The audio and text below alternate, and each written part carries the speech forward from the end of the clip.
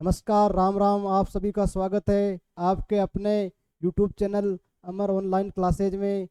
मैं उम्मीद कर रहा हूँ कि आपकी जो है पढ़ाई पढ़ाई बहुत बढ़िया चल रही होगी और आप मौज मस्ती के साथ साथ पढ़ाई को भी कंटिन्यू कर रहे होंगे। तो बच्चों, अपन ने पिछली क्लास में अपन ने जो सोशल साइंस है उस सोशल साइंस के जो ज्योग्राफी का जो फर्स्ट चैप्टर है उस फर्स्ट चैप्टर को अपन ने कंप्लीट कर लिया था। तो आज अपन इस दूसरी सीरीज के अंदर जो ज्योग्राफी का जो सेकंड चैप्टर है, भारत का जो भौतिक स्वरूप, भारत के इस भौतिक स्वरूप को अपन इस क्लास के अंदर समझने का प्रयास करेंगे। जिन बच्चों ने अभी तक इस क्लास को शेयर नहीं किया वो शेयर कर दे अपने दोस्तों को, और जिन बच्चों ने अभी तक चैनल को सब्सक्राइब नहीं किया वो चैनल को सब्सक्राइब कर दे, ताकि आपके जितने भी मित्र है वो मित्र इस क्लास से जुड़ सके। तो बच्चों, आज अपनी जो ये क्लास है, ये क्लास काफ़ी महत्वपूर्ण होने वाली है क्लास आप सभी के लिए। और ये आपको कम से कम आपके एग्जाम में ये 10 क्वेश्चन, आप 10 जो नंबर का जो है 10 नंबर का आपको फायदा देगी। तो बच्चों, आपसे मैं उम्मीद करता हूं कि जो आप है अंत तक इस क्लास में बने रहेंगे और एग्जाम में उस एग्जाम में पूरे 10 में से 10 आंसर अपन नंबर लाने का प्रयास करेंगे। तो बच्चों, अपनी जो इस क्लास है, ये क्लास भारत का जो भौतिक स्वरूप है उस भौतिक स्वरूप को समझेंगे। जो भौतिक जो स्वरूप है उस भौतिक स्वरूप अपन ने जब पिछली क्लास पढ़ी उस पिछली क्लास के ऊपर पूरा आधारित है। जिन बच्चों ने अभी तक पिछले वाली जो क्लास नहीं देखी वो पिछले वाली क्लास देखे, तभी आपको ये जो क्लास है ये क्लास आपको समझ में आएगी। तो बच्चों, जो भौतिक जो स्वरूप है वो भौतिक स्वरूप आखिर होता क्या है, मतलब जब अपन इस संसार में या पृथ्वी पर देखते हैं तो हमारे सामने अलग अलग प्रकार की स्थलाकृतियां हैं। कहीं नदी है तो कहीं मैदान है तो कहीं पहाड़ है। तो इस प्रकार की जो अनेक प्रकार की स्थलाकृतियां होती है, तो इसी प्रकार से जो भारत में है वो भारत में किस प्रकार से मोटे मोटे तौर पर कितनी स्थलाकृतियां पाई जाती है, वहाँ पर मानव किस प्रकार से निवास करते हैं, वहाँ पर खेती किस प्रकार से होती है, पानी की उपलब्धता किस प्रकार से, कौन कौन सी नदियाँ पाई जाती है, कौन कौन से उद्योग है। तो अपन वो जो संपूर्ण जो चीज़ें वो संपूर्ण चीज़ें इस भारत के भौतिक स्वरूप में अपन पढ़ने का प्रयास करेंगे। तो बच्चों, अपन स्टार्ट करते हैं क्लास को और शुरू करते हैं भारत का भौतिक स्वरूप।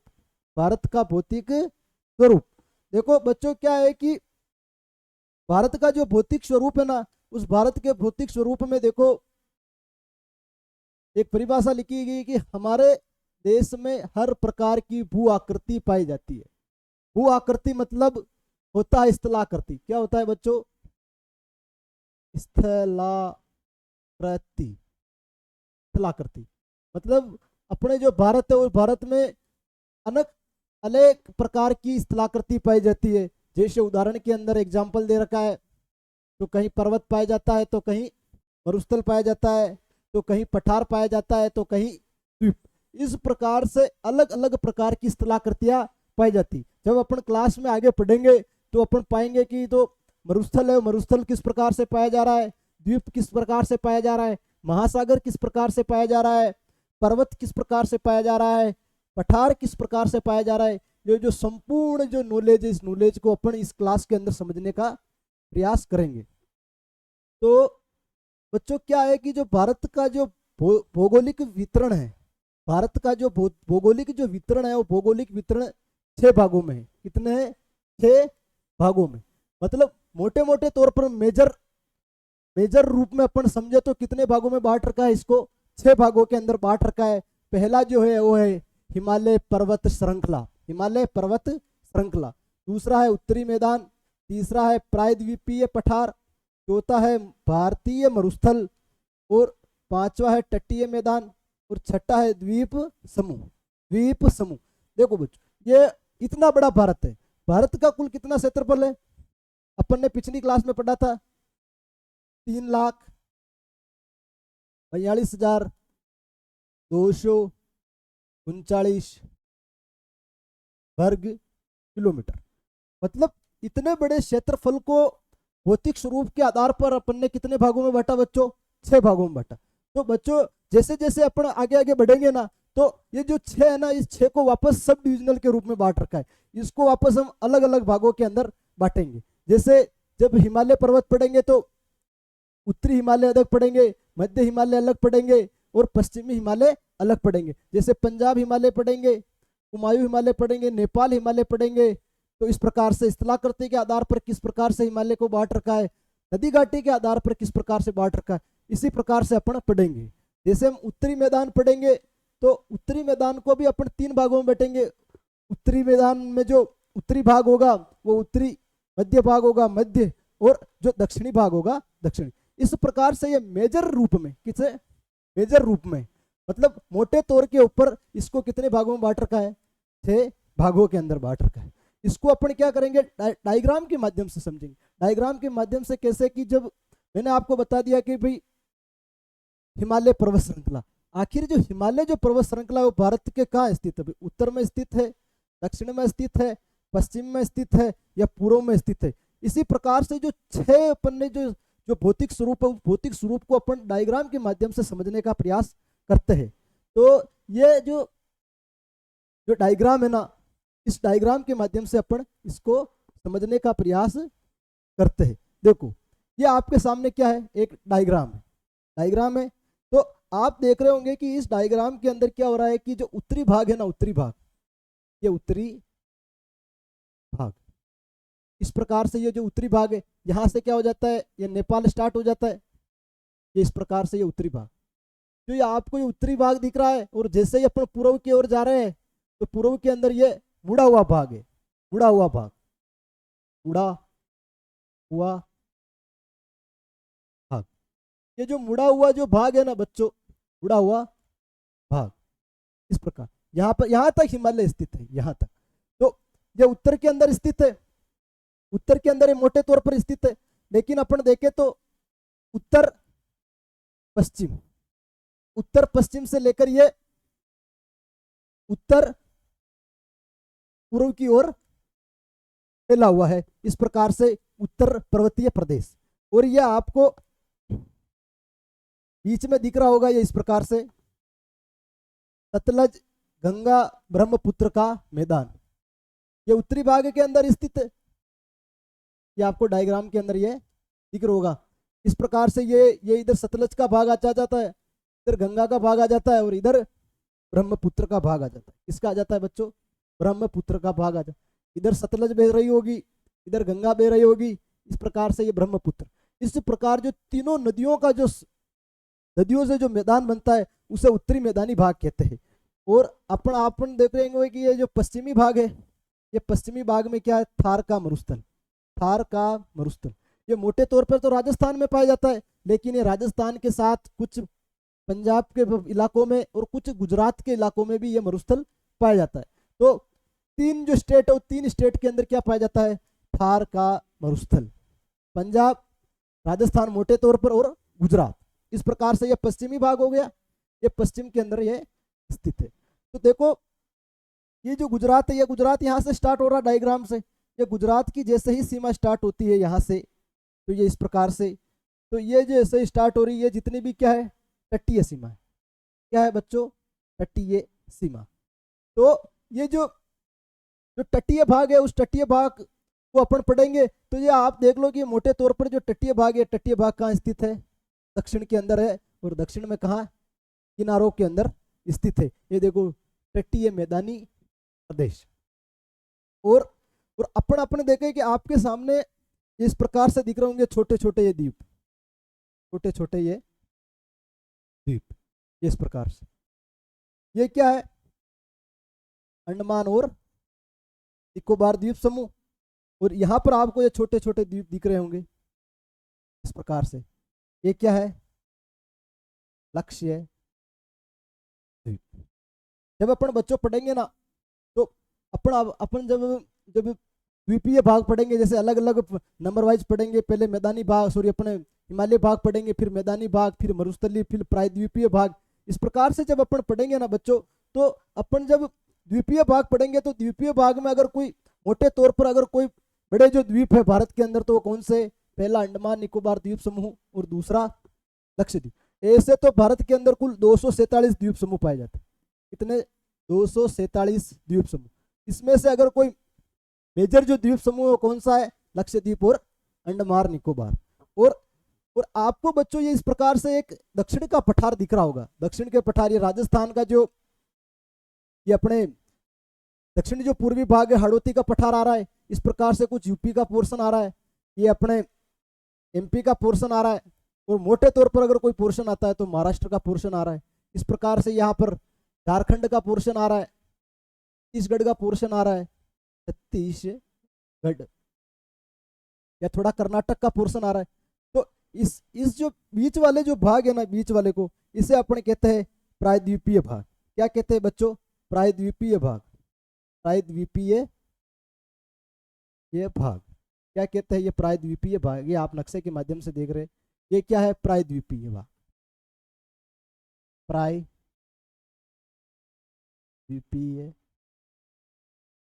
पठार, प्रायद्वीपीय। तो इस प्रकार से आपके सामने मैंने छह अपन ने जो भाग है उस 6 भाग को अपन नक्शे के माध्यम से समझ लिया। पहला तो अपना ये उत्तरी भाग हो गया एक, दूसरा हो गया ये मैदानी भाग हो गया, तीसरा अपना मरुस्थलीय भाग हो गया, चौथा प्रायद्वीपीय पठार हो गया, पांचवा ये तटीय मैदानी भाग हो गया आपके सामने ये, और छठा ये आपके सामने मैंने ये द्वीप समूह बनाया, ये द्वीप समूह हो गया अंडमान निकोबार वाला। तो इस प्रकार से ये अपन ने डायग्राम के माध्यम से समझा कि जो इनकी जो एक्चुअल जो लोकेशन है वो लोकेशन कहाँ स्थित है। तो अपन जब आगे बढ़ते हैं इस क्लास में, और आगे अपन जो है पहला जो अपन जो 6 भाग है उस 6 भाग में से जो पहला जो भाग है हिमालयी भाग या पर्वतीय भाग, उस पर्वतीय भाग को अपन समझने का प्रयास करते हैं। तो जो हिमालयी जो भाग है ना, इस हिमालय भाग की जो प्रमुख जो विशेषता है उस प्रमुख विशेषताओं को समझने का प्रयास करते हैं कि जो प्रमुख विशेषता है कौन सा है।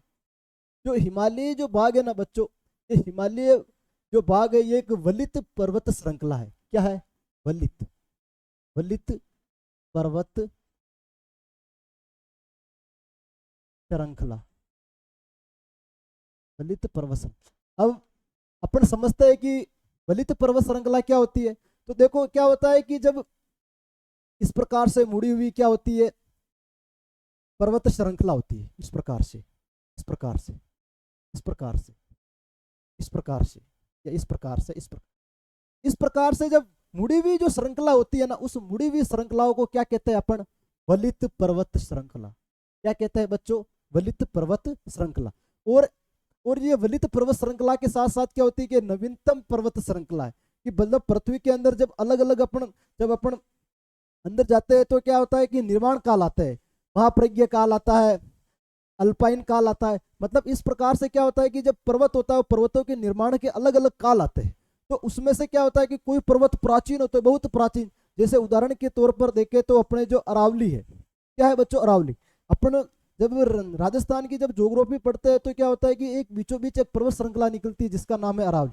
ये अरावली जो पर्वत श्रृंखला ये विश्व की सबसे प्राचीनतम पर्वत श्रृंखला है। ये इसी प्रकार से क्या होता है कि जो हिमालय जो पर्वत श्रृंखला है ये सबसे नवीनतम पर्वत श्रृंखला है। क्या है बच्चों? नवीनतम पर्वत श्रृंखला, नवीनतम पर्वत श्रृंखला। एक तो ये चीज कंप्लीट हो गई भाई, ये क्या है? नवीनतम पर्वत श्रृंखला। और इसके साथ अपन क्या होता है कि एक इसकी जो हिस्ट्री है उस हिस्ट्री को समझने का प्रयास करते हैं, जो इसके पीछे क्या लॉजिक है। भाई पृथ्वी है, तो पृथ्वी जब निर्माण हुई तो यहाँ मतलब हिमालय थोड़ा था, ओबियसली बात है भाई हिमालय थोड़ा था। तो इसकी भी क्या एक हिस्ट्री है, उस हिस्ट्री को अपन समझने का प्रयास करते हैं भी इसका जो इतिहास है, हिमालय का जो इतिहास है, हिमालय का इतिहास क्या है। देखो हिमालय का जो इतिहास है वो इतिहास को समझते हैं, हिमालय का इतिहास। तो बच्चों इस हिमालय के इतिहास को अपन क्या करते हैं? डायग्राम के माध्यम से समझते हैं। तो देखो कहा जाता है कि जब आज जहाँ हिमालय स्थित है ना, वहाँ एक सागर होता था जिसका नाम है तेथिस सागर। क्या तेथिस सागर, तेथिस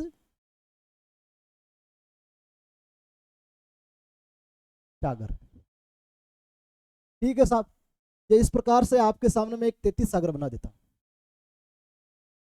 ये इस प्रकार से एक बाउंड्री बना देते हैं 33 सागर की, इस प्रकार से।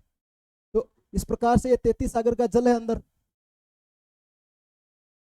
इस प्रकार से ये 33 सागर का जल है, ये इस प्रकार से। तो जहाँ आज हिमालय स्थित है तो इसी प्रकार से क्या था, एक 33 सागर बहता था। तो 33 सागर बहता था तो क्या होता था कि बच्चों, तो इसमें अनेक प्रकार की जब नदियां थी, ये नदियां ही बहती थी इस प्रकार से। एक नदी आ गई, एक नदी आ गई, भी कोई भी नदी होते है तो भाई उसका जो अंतिम समागम होता है वो अंतिम समागम कहाँ होता है, महासागर होता है। तो उस समय कोई सबसे बड़ा पूरा वर्ल्ड के अंदर जब महासागर था तो कौन था, 33 सागर। वर्तमान में तो भी प्रशांत महासागर है, वो प्रशांत महासागर और 33 सागर का ही एक हिस्सा है, पार्ट है। तो आप इमेजिन कर सकते हो कि विश्व का कितना बड़ा ये महासागर था। तो इस प्रकार से नदियां आ रही है, इस प्रकार से क्या आ रही है, नदियां आ रही।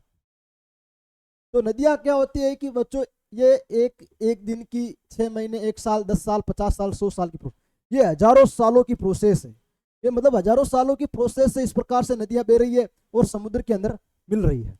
तो इस प्रकार से मिल रही है तो क्या होता है कि बच्चों ये अनेक प्रकार के कंकड़ पत्थर मलबे लाती है और यहाँ पर क्या करती, इकट्ठे कर देती, इकट्ठे कर देती, इकट्ठे कर देती। इस प्रकार से एक कंकड़ पत्थर ला रही है, इस प्रकार से यहाँ पर विलय कर देती। तो इस प्रकार से क्या होता है, कंकड़ पत्थरों का एक बहुत बड़ा जमावड़ा यहाँ पर इस किनारे पर क्या हो जाता है, जमा हो जाता है।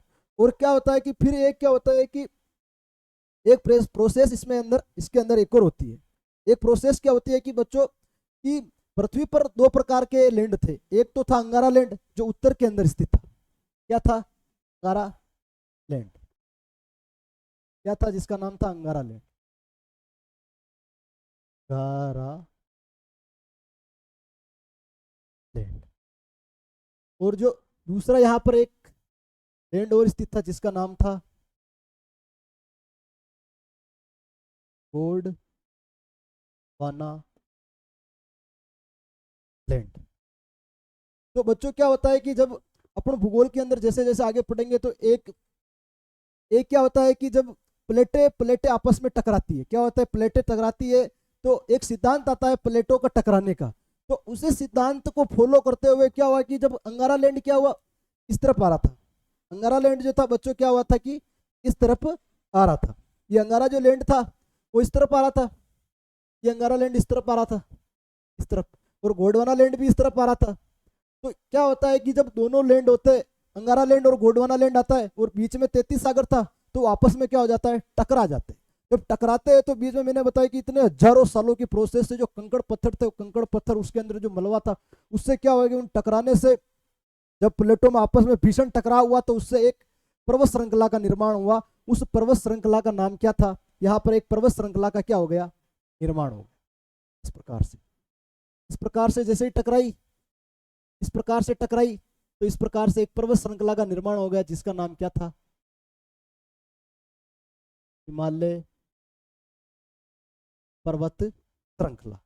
हिमालय पर्वत श्रृंखला इस प्रकार की क्या है, ये इतिहास है। इस प्रकार से क्या हुआ कि जो हिमालय, उस हिमालय का क्या हो गया, अभी निर्माण हो गया। तो बच्चों ये जो मैंने आपको जो हिस्ट्री समझाई, ये हिस्ट्री आपके भविष्य में बहुत सारी काम आएगी। जब आप कॉम्पिटिटिव एग्जाम की भी तैयारी करोगे तो आपके जो ये काफ़ी ज़्यादा काम आएगी। आपको ये लॉजिक या फैक्ट समझने में आएगा, क्योंकि एक लॉजिक दूसरे लॉजिक पर अटका हुआ है। तो बच्चों इस प्रकार से अपन क्या हो गई भाई, ये हिमालय की हिस्ट्री हो गई। तो अपन क्या करते हैं, इसके आगे और पढ़ते हैं कि इसका जो है,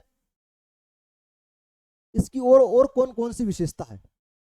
अगर इसकी बात करें तो हिमालय जो है, हिमालय पर अगर अपन खेती की बात करें तो देखो, पर्वतीय जो क्षेत्र है उस पर्वतीय क्षेत्र पर तो खेती संभव नहीं है। लेकिन क्या होता है कि ये जो पर्वतीय भाग है ना, पर्वतीय भाग, तो क्या होता है कि जब पर्वतीय भाग तो होता है तो क्या होता है कि बच्चों, तो यहाँ पर एक खेती होती है जिसका नाम है ढालनुमा खेती। ये होती है इस प्रकार से, ढाल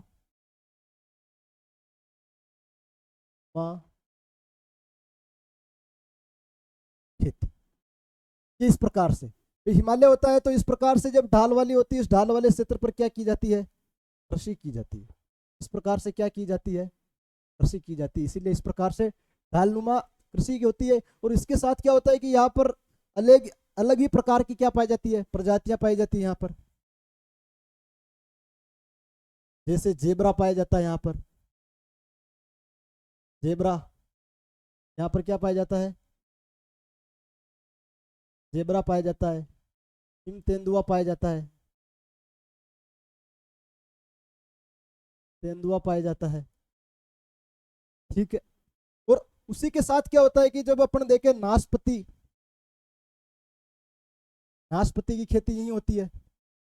उसके साथ सेब, सेब की खेती भी यहीं होती है। और उसके साथ अपन और बात करें सूखे मेवे में अखरोट, अखरोट की खेती यहीं होती है। इसके साथ केसर, केसर ये की खेती होती है। मतलब जितने भी मैंने ये आपके सामने ये जो अभी जो बताए, ये इनकी जो इन्वायरमेंट है, इन्वायरमेंट जिस प्रकार से डिजर्व करता है वो कहीं डिजर्व नहीं कर सकता है जो इन्वायरमेंट हिमालय में डिजर्व करता है।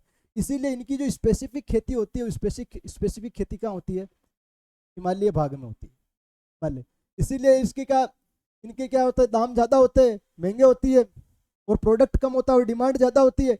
जब जब डिमांड ज़्यादा हो प्रोडक्ट कम हो तो ऑब्वियसली बात है क्या प्राइस क्या होती है, प्राइस प्राइस क्या होती है इसकी, ज़्यादा ही होती है। तो इसी कारण क्या होता है, इसकी जो प्राइस है वो प्राइस ज़्यादा होती है।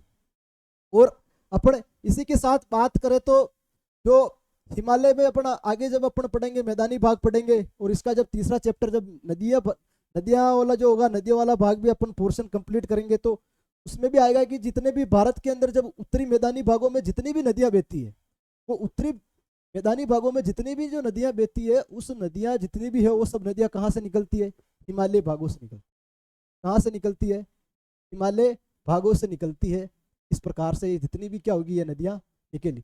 इसीलिए आपसे पूछे भी, नदियों का जो वरदान है, जो उत्तरी भागों में जितनी भी नदियां बहती है उनका जो वरदान है, वरदान किसे कहते हैं, हिमालय को कहते हैं। हिमालय को कहते हैं, हिमालय को क्या कहते हैं, वरदान, वरदान। भी वरदान कहने का सबसे बड़ा जो कोई कारण है, कारण क्या है कि जो जितनी भी नदियां हैं वो नदियां कहाँ से निकल रही है, हिमालय भागों से निकल रही है। और उसके साथ सबसे बड़ा लॉजिक क्या होता है कि जब हिमालय से जितनी भी नदियां निकलती है, कोई भी हो, गंगा हो, ब्रह्मपुत्र हो, यमुना हो, या गंडक, कोसी, महानंदा, जितनी भी अपन नदियां पढ़ेंगे, जो गंगा की मैंने अभी आपको सहायक नदियां भी बताई, कि जितनी भी नदियां हिमालय से निकलती है, और हिमालय से निकलने के साथ ये 12 मासी नदी होती है। 12 मासी नदी होने का सबसे बेहतरीन, सबसे प्राय जो लॉजिक होता है, लॉजिक होता है क्योंकि बरसात में तो पानी आ जाता है, और सर्दी में क्या होती है, बर्फ जम जाती है, और गर्मी में पानी की समस्या आती है। तो क्या होता है कि जब बर्फ पिघलता है तो उसके जो पानी की जो धाराएं होती है वो धाराएं नदी में मिल जाती है, और नदी महासागर में। तो इस प्रकार से क्या होता है कि जो नदी की जो बहाव है बारह 12 माह से चलता रहता है। इसीलिए हिमालय से निकलने वाली सब नदियां क्या होती है, 12 मासी। जितनी भी नदियां होती है वो नदियां क्या होती है, 12 मासी। इसीलिए हिमालय को, ये उत्तरी भागों में बहने वाली नदियों को क्या कहा गया, वरदान कहा गया, वरदान कहा गया। ये इस प्रकार की अपन ने जो हिमालय जो भाग है, उस हिमालय भाग की जो महत्वपूर्ण जो विशेषता है, उस महत्वपूर्ण विशेषताओं को अपन ने समझा कि आखिर इसकी प्रमुख विशेषता क्या है, और उसके साथ क्या होती है, एक सुरक्षा कवच के रूप में काम करता है। क्या काम करता है ये अपने, सुरक्षा कवच, सुरक्षा कवच ये समझते हैं तो सुरक्षा कवच किस प्रकार से काम करता है। तो जब अपन इस प्रकार से हिमालय भाग होता है, तो हिमालय भाग में तो इसी प्रकार से ये हिमालय इसी प्रकार से फैला हुआ है।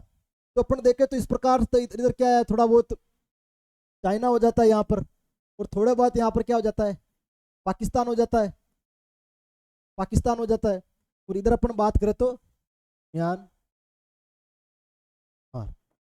तो क्या होता है कि जब हिमालय भाग होता है तो इस प्रकार इनके देश आ गए, और इस प्रकार अपनी इधर की देश की सीमा हो गई। तो इस प्रकार से अपने एक सुरक्षा कवच के रूप में अपना कार्य करते हैं, और इस प्रकार से अपने जो दुश्मन होते हैं उस दुश्मनों से अपने बचाते हैं। यही कारण है। और इसके साथ अपन पढ़े तो बच्चों, एक अपन जब हिमालय जब भाग पढ़ते हैं ना बच्चों, तो हिमालय भाग में एक सबसे महत्वपूर्ण हिमनद है। ये हिमालय भाग नहीं बच्चों, पूरे विश्व का सबसे महत्वपूर्ण हिमनद है। हिमनद जिसका नाम है सियाचिन, हिमनद। उस हिमनद को अपन समझने का प्रयास करते हैं, जिसका नाम है सियाचिन हिमनद।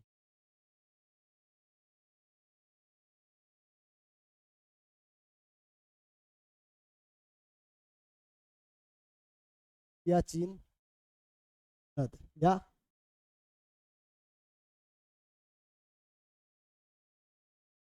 या ग्लेशियर।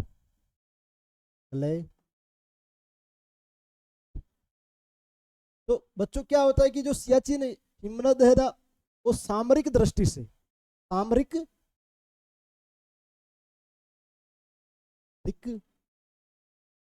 दृष्टि से क्या होता है, महत्वपूर्ण होता है, महत्वपूर्ण होता है। सामरिक दृष्टि से क्या होता है, कैसे होता है, अपने इस नक्शे के माध्यम से समझते हैं। क्यों? क्योंकि ये विश्व का सबसे ऊंचा हिमनद है कोई तो सियाचिन हिमनद। तो बच्चों क्या होता है कि यहाँ पर एक ग्लेशियर पड़ता है, यहाँ पर एक क्या पड़ता है, ग्लेशियर पड़ता है। इसका नाम क्या है, सियाचिन ग्लेशियर। इसका नाम क्या है, सियाचिन ग्लेशियर। इसके लिए अपन सियाचिन ग्लेशियर को समझने के लिए एक बार इनको सबको मिटा देते हैं नक्शे से, और आराम से इस धीरे धीरे आराम से स्मूथली सियाचिन हिमनद को समझते हैं कि आपके एग्जाम में काफी महत्वपूर्ण है सियाचिन हिमनद। तो बच्चों क्या होता है कि जब यहाँ पर एक हिमनद है जिसका नाम है सियाचिन, तो क्या होता है कि देखो यहाँ पर पाकिस्तान की सीमा लग रही है, पाकिस्तान, और इधर सीमा किसकी लग रही है, चाइना। इधर सीमा किसकी लग रही है, यहाँ। तो बच्चों क्या होता है कि जब यहाँ पर ये ग्लेशियर है, तीनों देश का अगर कोई केंद्र बिंदु है तो केंद्र बिंदु कौन है, सियाचिन ग्लेशियर। सियाचिन हिमनद भी कैसे, ग्लेशियर को हिंदी में क्या कहते हैं, इस प्रकार से सियाचिन हिमनद है। तो सियाचिन हिमनद पर क्या होता है कि तीनों देश अपना प्रभाव जमाना चाहते हैं। हर एक देश चाहता है कि सियाचिन जो हिमनद है उस हिमनद पर हमारा अधिकार हो, क्योंकि जिसके कंट्रोल में ये होगा उसी को, उसके पास तीनों देश पर क्या होगा, नियंत्रण होगी और उस पर उसकी नजर होगी। तो पाकिस्तान भी चाहता है कि सियाचिन हमारे पास हो, चाइना भी चाहता है सियाचिन हमारे पास हो, और इंडिया भी क्या चाहता है, सियाचिन हमारे पास हो। तो अभी जो सियाचिन है, वो सियाचिन का जो 2/3 भाग है वो तो क्या है, इंडिया के पास है, और थोड़ा बहुत हिस्सा चाइना के पास है, और थोड़ा बहुत हिस्सा पाकिस्तान। लेकिन जो मेजर जो भाग है ना, वो मेजर भाग अपने किसके पास है, इंडिया के पास है। तो लेकिन क्या होता है कि बच्चों 1984 की घटना है। 1984 के अंदर क्या होता है कि जो सियाचिन जो हिमनद था ना, उस सियाचिन हिमनद पर किसने अटैक कर दिया, पाकिस्तान ने क्या कर दिया, अटैक कर दिया, अटैक कर दिया। और अटैक करने के बाद क्या हुआ कि जितने संपूर्ण जो सियाचिन हिमनद था उस पर किसका कब्जा हो गया, पाकिस्तान का कब्जा हो गया। तब पाकिस्तान का कब्जा होने के बाद क्या हुआ कि जो जब भारत के जो सैनिक थे, कौन थे अभी सैनिक, सैनिक ने क्या किया कि एक ऑपरेशन चलाया जिसका नाम था ऑपरेशन मेघदूत। ऑपरेशन मेघदूत। उस ऑपरेशन मेघदूत के की सफलता के कारण क्या हुआ कि जो सियाचिन हिमनद था उस सियाचिन हिमनद पर भारत का वापस अधिकार हुआ पाया। एग्जाम में क्वेश्चन भी पूछते हैं कि जो ऑपरेशन जो मेघदूत है उस ऑपरेशन मेघदूत का संबंध किससे है, तो इसका जो संबंध है उस संबंध किससे है, सियाचिन हिमनद से। इसीलिए आज भी जो इंडिया के पास ये सियाचिन जो हिमनद है वो हिमनद बरकरार है। और इस सियाचिन हिमनद की जो इम्पोर्टेंस इंडिया में ही नहीं है, इसकी जो इम्पोर्टेंस है पूरे वर्ल्ड के अंदर है, क्योंकि जो ऐसा जो ग्लेशियर हो, ऐसा ग्लेशियर और पूरे वर्ल्ड में कहीं नहीं है। क्योंकि तीनों देश की जो अगर केंद्र बिंदु है, केंद्र बिंदु कौन सा है, सियाचिन, क्योंकि तीनों देशों पर नजर रखने के लिए ये काम आता है। तो इस प्रकार से जो हिमालय जो भाग है उस हिमालय भाग में इस सियाचिन हिमनद की एक महत्वपूर्ण भूमिका है। तो इस प्रकार से अपन एक एक करके इस हिमालय जो भाग है उस हिमालय भाग की जो विशेषता, उस विशेषताओं को डायग्राम के माध्यम से पूरा खोल के अपन समझने का प्रयास कर रहे हैं। तो इस प्रकार से इसकी जो थी ये प्रमुख जो विशेषता थी, इस प्रमुख विशेषताओं को अपन ने समझा। अभी तक अपन ने क्या समझ लिया, अभी इसकी प्रमुख विशेषता, प्रमुख हिस्ट्री, इसमें कौन कौन से ग्लेशियर है वो अपन ने समझ लिए, कौन कौन सी प्रजाति पाई जाती है वो अपन ने समझा, यहाँ पर किस किस प्रकार की खेती होती है इस प्रकार से समझा। इसी के साथ क्या होता है कि जो इसके अंदर भी क्या होता है कि मैंने बताया भी ये पर्वतीय भाग है, तो पर्वतीय भाग के साथ क्या होता है कि कुछ मैदानी भाग भी पाया जाता है, कुछ मैदानी भाग आता है। तो उस मैदानी जब भाग आया ना, तो मैदानी भाग के लिए क्या किया है कि वहाँ के जो स्थानीय लोग थे उस स्थानीय लोगों ने एक शब्द प्रयोग किया, एक तो था द्वार, एक हो गया दून। एक क्या हो गया? दून। मतलब ऐसे गांव, ऐसे कस्बे या ऐसे शहर जो हिमालय के अंदर आते हैं और वहां पर क्या है, मैदानी क्षेत्रों में बसे हुए हैं, तो उनके पीछे अपन क्या लगा देंगे? द्वार लगा देंगे। जैसे उदाहरण के लिए हरी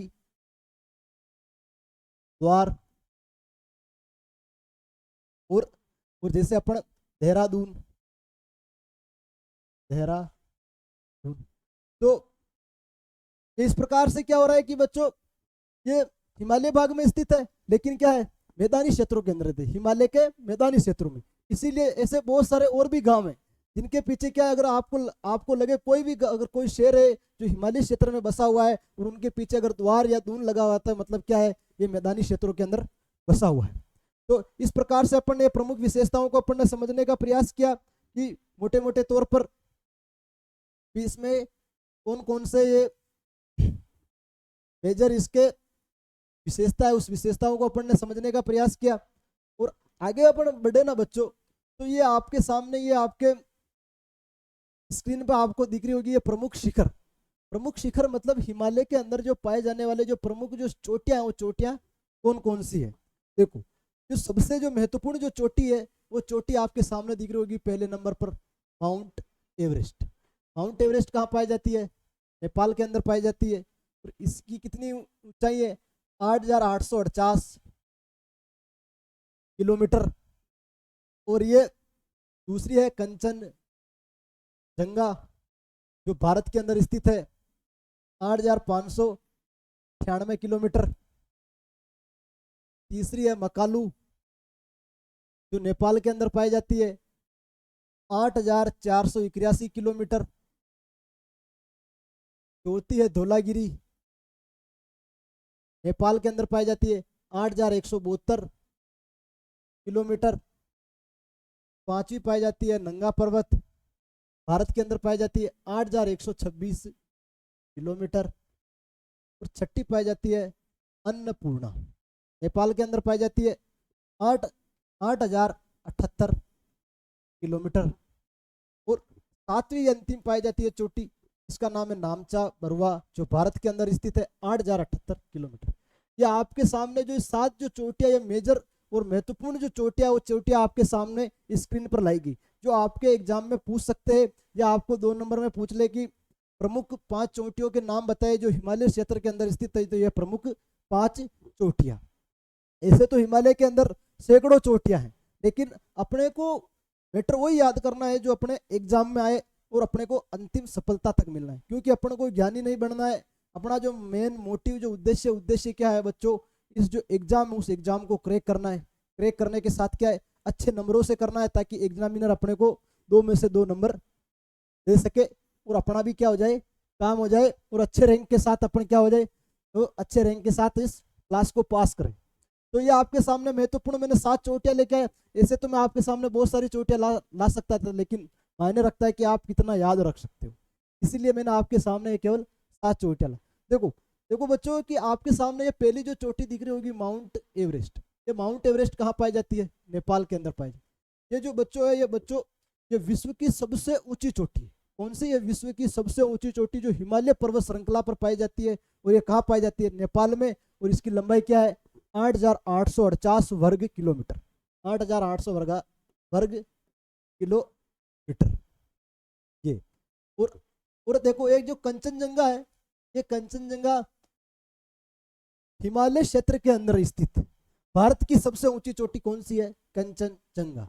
बाकी भारत की ऐसे तो देखे जो भारत के अंदर ही स्थित है, क्योंकि बच्चों, क्योंकि जो अपन माउंट एवरेस्ट देख रहे हैं, माउंट एवरेस्ट भारत के अंदर तो स्थित नहीं है, ये नेपाल के अंदर स्थित है। आपसे पूछे कि भारत के अंदर स्थित सबसे ऊंची चोटी कौन सी है?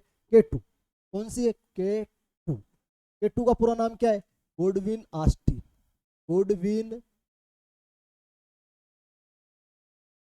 ऑस्टिन, गोडविन ऑस्टिन या गोडविन ऑस्टिन कह दो। ये क्या है? भारत की सबसे ऊंची चोटी। लेकिन ये बच्चों जो हिमालय भाग है ना, हिमालय भाग पर नहीं पाई जाती। अपन पढ़ते हैं कि अब जब अपन बड़ी क्लास में जाते हैं तो हिमालय के भी 2 भाग, मेजर हिमालय और दूसरा ट्रांस हिमालय। तो ये क्या होती है? ट्रांस हिमालय में पाई जाती है। लेकिन एग्जामिनर क्वेश्चन पूछे कि जो हिमालय भाग के अंदर स्थित भारत की अगर कोई सबसे ऊंची चोटी है, कौन सी है? कंचनजंगा। जंगा। कौन सी है? कंचनजंगा। और ये कंचनजंगा भारत के किस स्टेट में पाई जाती है? ये पाई जाती है बच्चों सिक्किम। कहाँ पाई जाती है? और उसी के साथ ये मकालू तो नेपाल में ही पाई जाती है, धौलागिरी भी नेपाल में पाई जाती है, नंगा पर्वत ये जो पाई जाती है बच्चों भारत के किस जगह पाई जाती है? ये पाई जाती है अपने लद्दाख। कहाँ पाई जाती है बच्चों? लद्दाख। नंगा पर्वत कहाँ पाया जाता है? लद्दाख। लद्दाख अब क्या है? यूआईटी अपने मतलब यूनाइटेड स्टेट है, भी केंद्र शासित प्रदेश है। पहले क्या था? जम्मू कश्मीर ही था, लेकिन अभी क्या है? हिमालय, सॉरी, जम्मू कश्मीर को अलग कर दिया और लद्दाख को अलग कर दिया, इसलिए कहाँ आती है? लद्दाख के अंदर। और अन्नपूर्णा तो नेपाल के अंदर ही आएगी। जो नामचा बरवा जो चोटी है भारत के अंदर, यह पाई जाती है अरुणाचल प्रदेश में। अरुणाचल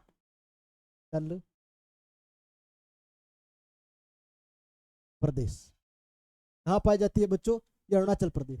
ये आपके सामने, अपने जो भारत के अंदर पाई जाती है, मैंने वो स्टेट आपके सामने लिख दी है। ये इस प्रकार से 7 प्रमुख चोटियां, ये 7 प्रमुख चोटियां आपके सामने पाई जाती है। तो बच्चों क्या है कि अपन जब आगे बढ़े तो नदी घाटी के आधार पर हिमालय का वर्गीकरण, फिर बच्चों नदी घाटी के आधार पर हिमालय का वर्गीकरण कैसे करेंगे? तो क्या होता है कि जब एक नदी एक हिमालय से निकलेगी, दूसरी नदी भी हिमालय से निकलेगी, तो एक नदी और दूसरी नदी के बीच में जो हिमालय जो क्षेत्र बनता है, उस हिमालय क्षेत्र को क्या कहेंगे? नदी घाटी क्षेत्र कहेंगे। एक नदी और दूसरी नदी के बीच में जो हिमालय का जो क्षेत्र आ रहा है, उसे हम क्या कहते हैं? नदी घाटी क्षेत्र। क्योंकि उसकी जो सीमा, उस सीमा को अपन ने किससे अपन ने डिफाइन करने का प्रयास किया? नदी के आधार पर। जैसे अपन समझने का प्रयास करें कि जैसे एक हिमालय के जब उत्तर में अपन जब तीसरा चैप्टर पढ़ेंगे तो ये आपको चीज और अच्छे से क्लियर होगी। क्योंकि जब हम नदियां पढ़ेंगे ना, तो नदियों के अंदर जो नदी है ना, इस नदी को पूरा खोल के समझेंगे, आखिर कौन सी नदी कहाँ निकलती है, कौन सा ड्रेनेज सिस्टम कहाँ बनता है। तो बच्चों क्या होता है कि एक्चुअल में जब एक नदी, जैसे माना कि सपोज करो सिंधु नदी निकल रही है और दूसरी निकल रही है सतलज, तो उसके बीच में जितना भी जो क्षेत्र आ रहा है, उस क्षेत्र को एक स्पेसिफिक नाम दिया जाता है। उसको जो नाम दिया जाता है पंजाब हिमालय। क्या नाम दिया जाता है? पंजाब। तो नदी घाटी वही हो गई। तो इस नदी घाटी को अपन क्या करते हैं? एक डायग्राम के माध्यम से समझने का प्रयास करते हैं। जैसे आपके सामने देखो, अपन सबसे पहले हिमालय भाग बना लेते हैं। क्या बना लेते हैं? हिमालय भाग बना लेते हैं। इस प्रकार से हिमालय नवीन पर्वत श्रृंखला है, तो अपन नवीन पर्वत श्रृंखला बना लेते हैं। तो ये नवीन पर्वत श्रृंखला बना ली साहब। तो हिमालय के अंदर क्या हो रहा है कि बच्चों, ये अलग अलग प्रकार से ये नदी निकल रही है। ये नदी एक निकल रही है जिसमें अपने का नाम क्या है? सिंधु नदी। सिंधु नदी।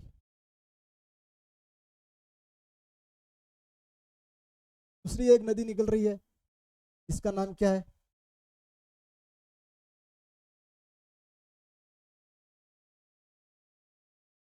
सतलज। और एक नदी एक और निकल रही है जिसका नाम है काली नदी। काली नदी। और एक नदी निकल रही है जिसका नाम है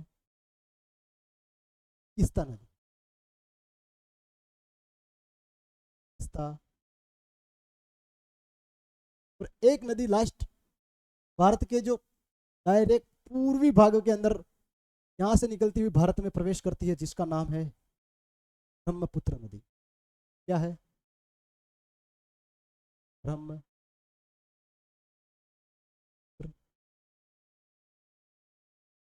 नदी। तो इस प्रकार से अपन नदी घाटी के आधार पर समझेंगे तो मोटे मोटे तौर पर क्या हो रहा है कि सिंधु नदी, सतलज नदी, काली नदी, तीस्ता और ब्रह्मपुत्र नदी के आधार पर इस हिमालय जो संपूर्ण हिमालय जो पश्चिम से उत्तर पश्चिम से निकल रहा है और उत्तर पूर्व की ओर समाप्त हो रहा है, उसको अपन ने मेजर 4 भागों के अंदर बांटा गया। मेजर 4 भागों के अंदर बांटा गया। आइए समझते। सिंधु नदी और सतलज नदी के बीच में जो हिमालय जो भाग है, उस हिमालय भाग को क्या कहते हैं? पंजाब। पंजाब।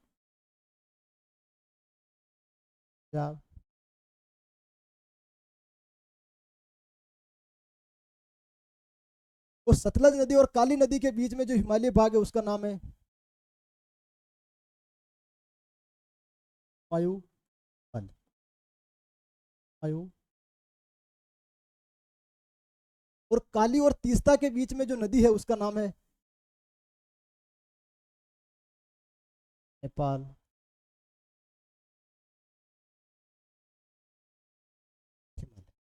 देखो जो जो जो अपन अपन जो भारत के अंदर पढ़ते हैं, जो नेपाल का जो पश्चिमी भाग और पूर्वी भाग, वो जो पूरी जो सीमा रेखा, वो सीमा रेखा किस पर आधारित है? काली नदी और तीस्ता नदी, क्योंकि यहीं से तो नेपाल स्टार्ट होता है और तीस्ता नदी पर जाकर क्या होता है, नेपाल की सीमा समाप्त हो जाती है पूर्व की ओर। इसीलिए इसका नाम क्या दे दिया, नेपाल हिमालय। और तीस्ता नदी और ब्रह्मपुत्र नदी के जो बीच में, वो बीच में क्या है, असम,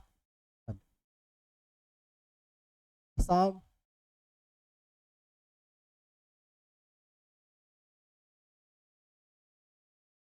हिमालय। तो बच्चों इस प्रकार से देखो, सिंधु नदी और सतलज के बीच में पंजाब हिमालय, सतलज और काली नदी के बीच में हुमायूं हिमालय, और काली नदी और तीस्ता नदी के बीच में नेपाल हिमालय, तीस्ता और ब्रह्मपुत्र नदी के बीच में असम हिमालय। इस प्रकार से अगर आपके एग्जामिनर क्वेश्चन आपको 6 नंबर के अंदर पूछ ले, कितने, 6 नंबर में निबंधात्मक अगर क्वेश्चन पूछ ले कि आप हिमालय को नदी घाटी के आधार पर वर्गीकरण करके समझाइए या वर्णन कीजिए, तो इस प्रकार से आपको ये जो पूरा डायग्राम है, वो डायग्राम पूरे अपने जो कॉपी और कॉपी के अंदर उतार लेना है सेम टू सेम, और इसको आप रट लेना है और समझ लेना है, और अपने जो एग्जामिनर की जब कॉपी आए ना, उस कॉपी के अंदर इस पूरे डायग्राम को लिख देना है। और इसी डायग्राम के अंदर जो मैंने नक्शे बनाए, इस प्रकार से ये डायग्राम क्या कहना चाह रहा है, इस डायग्राम को अपनी जो पूरी जो थ्योरी है ना, उस थ्योरी के अंदर लिखना है। तभी आपको एग्जामिनर में आपको गारंटी से कह रहा हूँ कि आपको 6 में से 6 नंबर देगा, क्योंकि आपने इस क्वेश्चन को इसी प्रकार से किया है कि आपको जो एग्जामिनर को कोई मतलब डाउट ही नहीं मिलता है कि यार एग्जामिनर को कोई चांस नहीं मिलता है कि आपका जो नंबर है वो नंबर कहाँ से काटे, क्योंकि ये जो कुछ होती है, कुछ शैली होती है। आप जब एसएसटी पढ़ते हो, एसएसटी में जो ज्योग्राफी है, ज्योग्राफी का जो सबसे अगर कोई मेजर जो अगर कोई प्लस पॉइंट है, वो प्लस पॉइंट है डायग्राम। आप जितने भी एग्जामिनर में आपके जब ज्योग्राफी से रिलेटेड क्वेश्चन आ रहे हैं, तो उसके आप प्रयास करो कि उसके डायग्राम बनाकर उस क्वेश्चन को आप डिफाइन करो, समझाने का प्रयास करो अगले को। तो वास्तव में एग्जामिनर को लगता है कि यार वास्तव में कुछ बच्चे में कुछ क्रिएटिविटी है, बच्चे को कुछ वास्तव में कुछ बच्चा सीख रहा है, वास्तव में बच्चे को कुछ आता है, तभी एग्जामिनर आपको एकदम पूरे में से पूरे नंबर देंगे। तो इस प्रकार से जब आपके एग्जाम में क्वेश्चन आए, तो इस डायग्राम के साथ और प्लस थ्योरी लिखनी है। ठीक है बच्चों, तो इस प्रकार से अपन समझने का प्रयास करते हैं। तो बच्चों इस प्रकार से मैंने आपको जो फर्स्ट जो अपने जो 6 भाग बांटे थे, उस 6 भाग के अंदर मैंने आपको ये इस प्रकार से ये फर्स्ट जो भाग था, जो हिमालय भाग, उस हिमालय भाग को पूरा आपको समझा दिया। तो अपन आगे अपन समझते हैं कि जो उत्तरी मैदानी भाग है, उत्तरी मैदानी भाग किस प्रकार से, उस उत्तरी मैदानी भाग को अपन समझने का प्रयास करते हैं।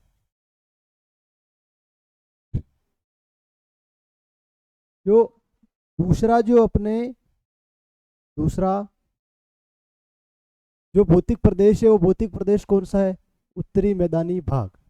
उत्तरी मैदानी जो भाग है, उत्तरी मैदानी भाग 3 प्रमुख नदी प्रणालियों से बना है, जिसमें पहला आता है सिंधु, दूसरा आता है गंगा,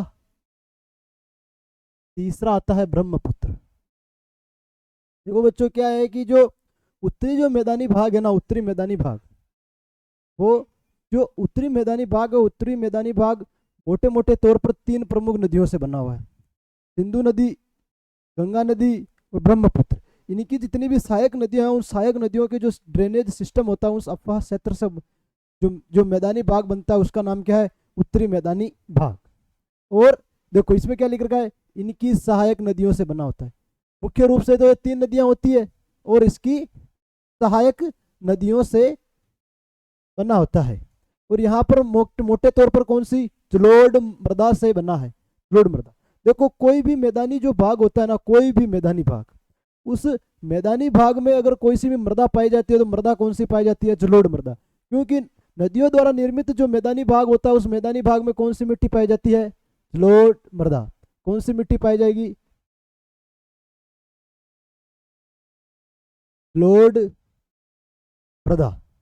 और अगर इसकी बात करें तो ये जो मैदानी भाग है, ये 400 किलोमीटर तो लंबा फैला हुआ है, और ये 240 से 320 किलोमीटर चौड़ाई के अंदर फैला हुआ है।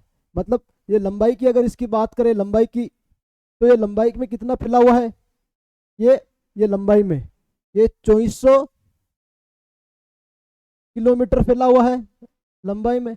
और इसकी जो चौड़ाई की जो बात करें तो चौड़ाई कितनी है, 240 से लेकर 320 तक इसकी क्या है, ये क्या है,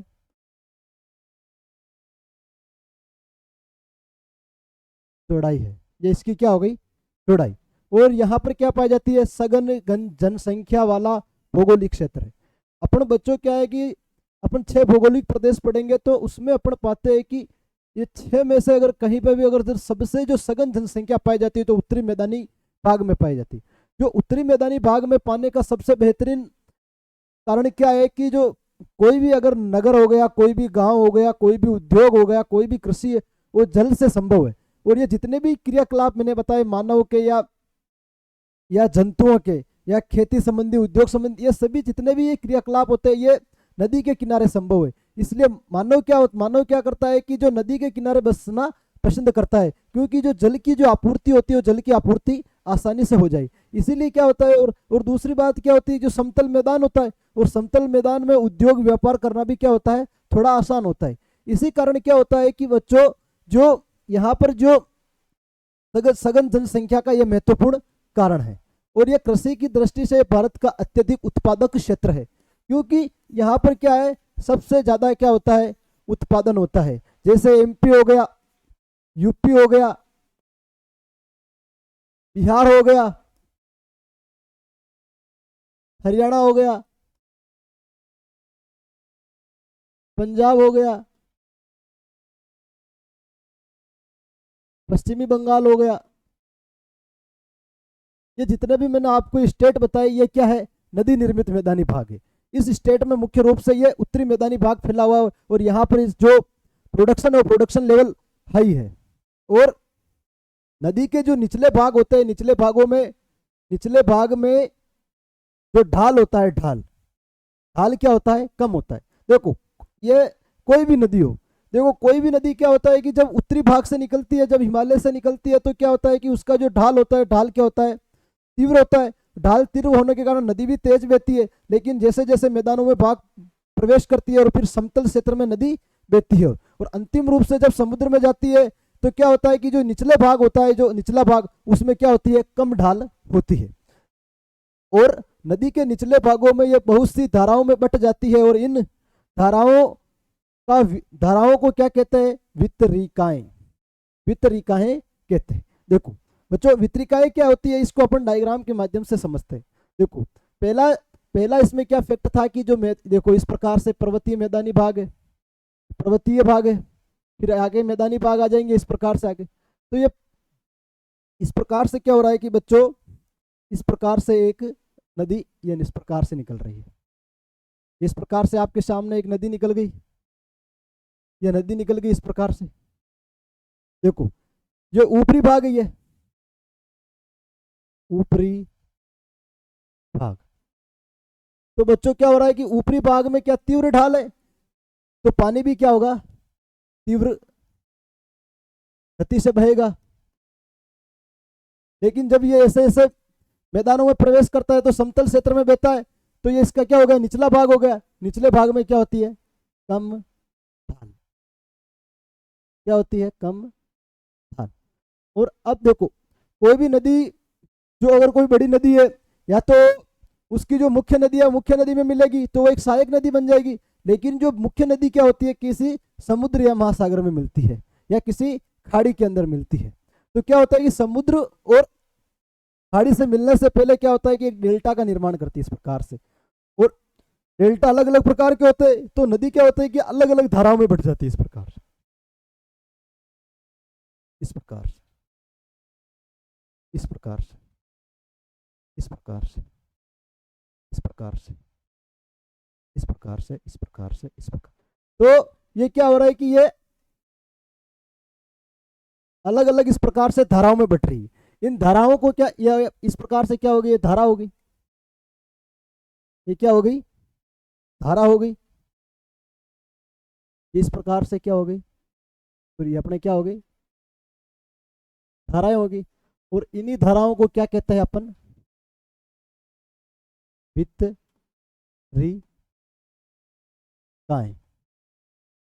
और इन्हीं वितरिकाओं से क्या बनता है बच्चों? डेल्टा बनता है। क्या बनता है बच्चों? डेल्टा। और इसे ही क्या कहते हैं अपन? डेल्टा कहते हैं। तो इस प्रकार से बच्चों क्या हो रहा है कि देखो अपन ने दो फैक्ट समझे इस डायग्राम के माध्यम से। पहला फैक्ट क्या समझा कि जो नदी होती है जो पहाड़ों से निकलती है तो उत्तरी भागों में क्या होता है? तीव्र ढाल होता है, और निचले भागों में क्या होता है? कम ढाल होता है इस क्षेत्र में। और नदी फिर क्या होती है कि अलग अलग धाराओं के अंदर बढ़ जाती है, और उन धाराओं को क्या कहते हैं? वितरिकाएं। और इन्हीं धाराओं से क्या बनता है? डेल्टा, जो समुद्र से पहले बनता है। मतलब नदी के मिलने और समुद्र के बीच का जो भाग होता है, आधा मीठा और आधा खारा, उसे अपन क्या कहते हैं? डेल्टा कहते हैं। क्योंकि जो नदी होती है, नदी में कौन सा पानी पाया जाता है? मीठा पानी पाया जाएगा। और इसमें कौन सा पाया जाएगा? खारा पानी। तो आधा खारा आधा मीठा जिस क्षेत्र में पानी मिलता है उसे अपन क्या कहते हैं? डेल्टा कहते हैं। क्या कहते हैं बच्चों? डेल्टा। ये इस प्रकार से आपके सामने ये अपन ने क्या किया कि ये इस प्रकार से अपन ने वितरिकाओं को डायग्राम के माध्यम से समझने का प्रयास किया कि मोटे तौर पर वितरिकाएं होती क्या है।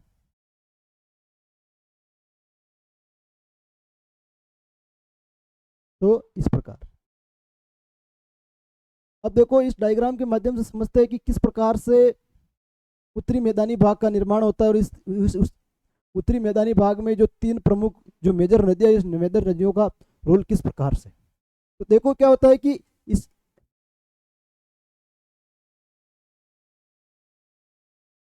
यहां से एक नदी निकल रही है, इसका नाम क्या है? सिंधु नदी।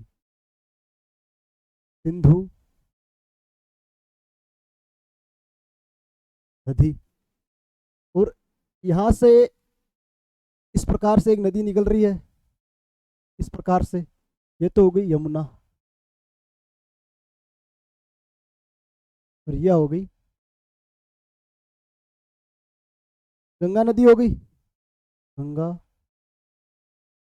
नदी, यमुना नदी।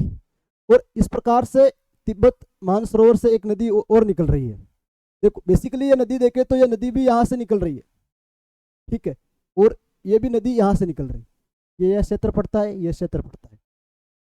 इस प्रकार से ये यहाँ से निकल रही है। अपन इसको डायग्राम के माध्यम से बेहतरीन ढंग से समझ लें इस प्रकार। और यहाँ से एक नदी निकल रही है,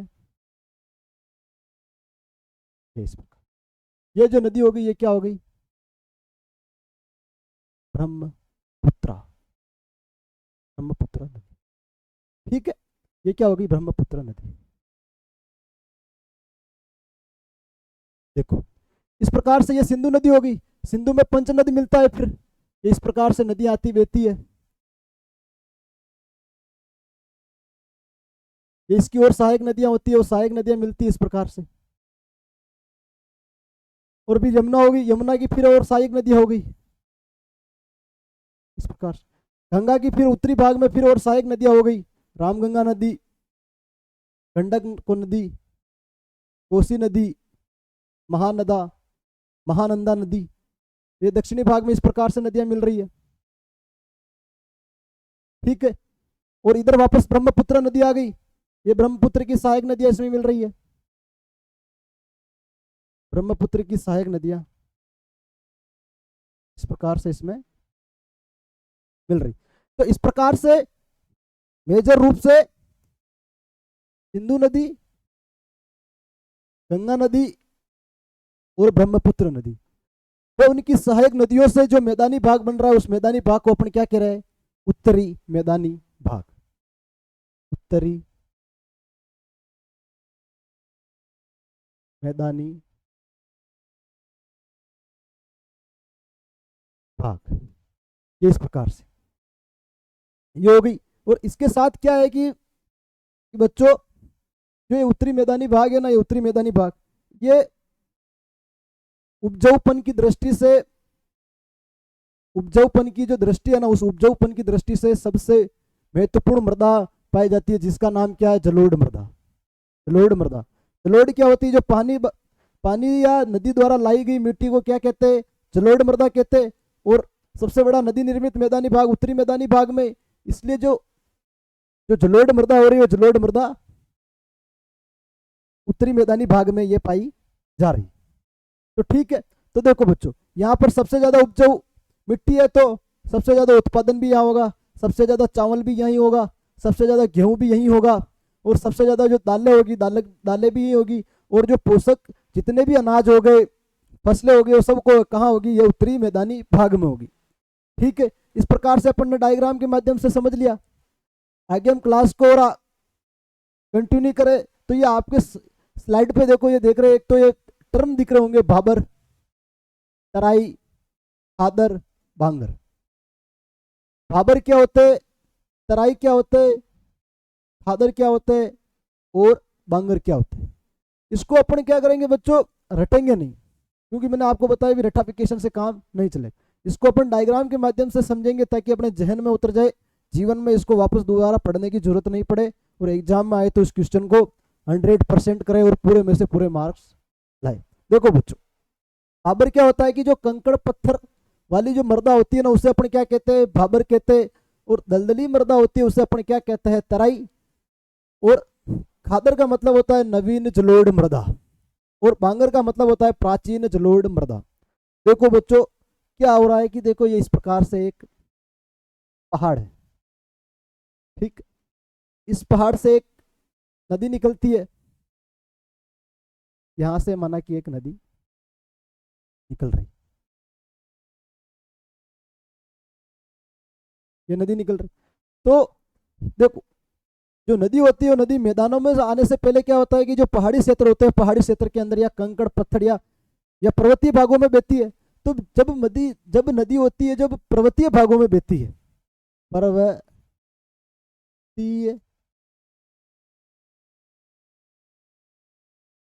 भागों में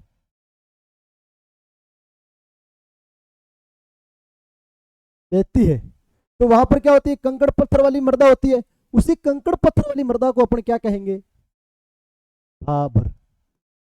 उसे क्या कहेंगे, भाबर। मतलब कंकड़ पत्थर वाली जो मैदानी भाग होती है, या पथरीली भाग होता है, या पर्वतीय क्षेत्र में जब नदी बहती है, वो तो उस नदी क्षेत्र में जो मृदा पाई जाती है, वो कौन सी पाई जाती है, भाबर।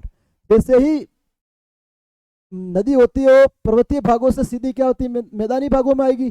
तो मैदानी भागों में आने से क्या होता है कि यहाँ पर एक छिछले क्षेत्र का निर्माण होता है, छिछले क्षेत्र का निर्माण होता, जिसे अपन कहते हैं दलदलीय।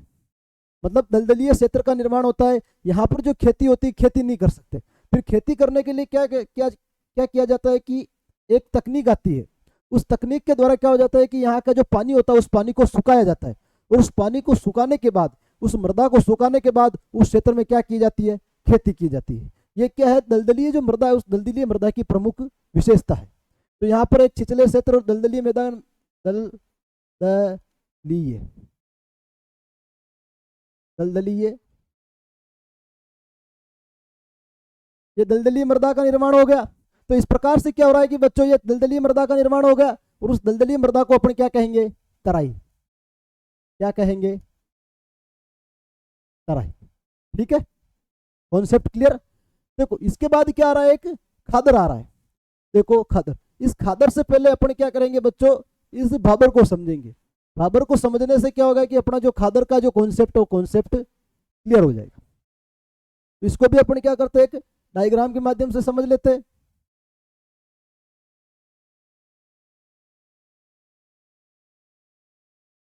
देखो बच्चों, क्या होता है कि देखो कि एक नदी होती है साहब, नदी होती है, इस प्रकार से नदी होती है। तो नदी का क्या होता है कि निश्चित क्षेत्र होता है, निश्चित बहाव क्षेत्र होता है, इसकी सीमा रेखा होती है। भाई कोई भी नदी है तो नदी इसी क्षेत्र के अंदर बहेगी। ये इसका क्या होता है कि फॉर्मूला होता है, भाई हर 2-3 साल में तो बदल जाए बात अलग, लेकिन नदी की एक निश्चित सीमा रेखा होती है, उस नदी उसी क्षेत्र के अंदर बहती है। सपोज करो कि नदी का जो मैदानी क्षेत्र, मैदानी क्षेत्र यहाँ बना हुआ है, यहाँ हर साल बारिश होती है और मृदा यहाँ तक आती है, ये इसकी क्या होगी, तट रेखा हो गई इस पर। लेकिन आपको पता है कि बच्चों हर 2-3 साल में क्या होती है, बारिश तेज होती है। बारिश तेज होने के बाद इसकी सीमा रेखा हो गई, आप इसकी सीमा रेखा हो गई। तो फिर बाद में क्या हुआ कि ये सीमा रेखा साहब ये बन गया। पानी के अंदर बहाव ज्यादा आ गया तो पानी का जो मार्ग है मार्ग भी चौड़ा हो गया, और इसकी जो तटीय सीमा वो तटीय सीमा भी क्या हो गई, चौड़ी होगी साहब। तो अब ये क्या होगी, इसकी जो तटीय सीमा है, ये तटीय सीमा ये इस प्रकार से होगी। अब पानी जो है, पानी यहाँ बहने लग गया, पानी यहाँ बहने लग, फिर बारिश खत्म हुई, और बारिश खत्म होने के बाद ये पानी का जो बहाव क्षेत्र जो पहले चलता रहता था, जो नॉर्मली ये पानी का बहाव क्षेत्र इस प्रकार से चलने लग गया।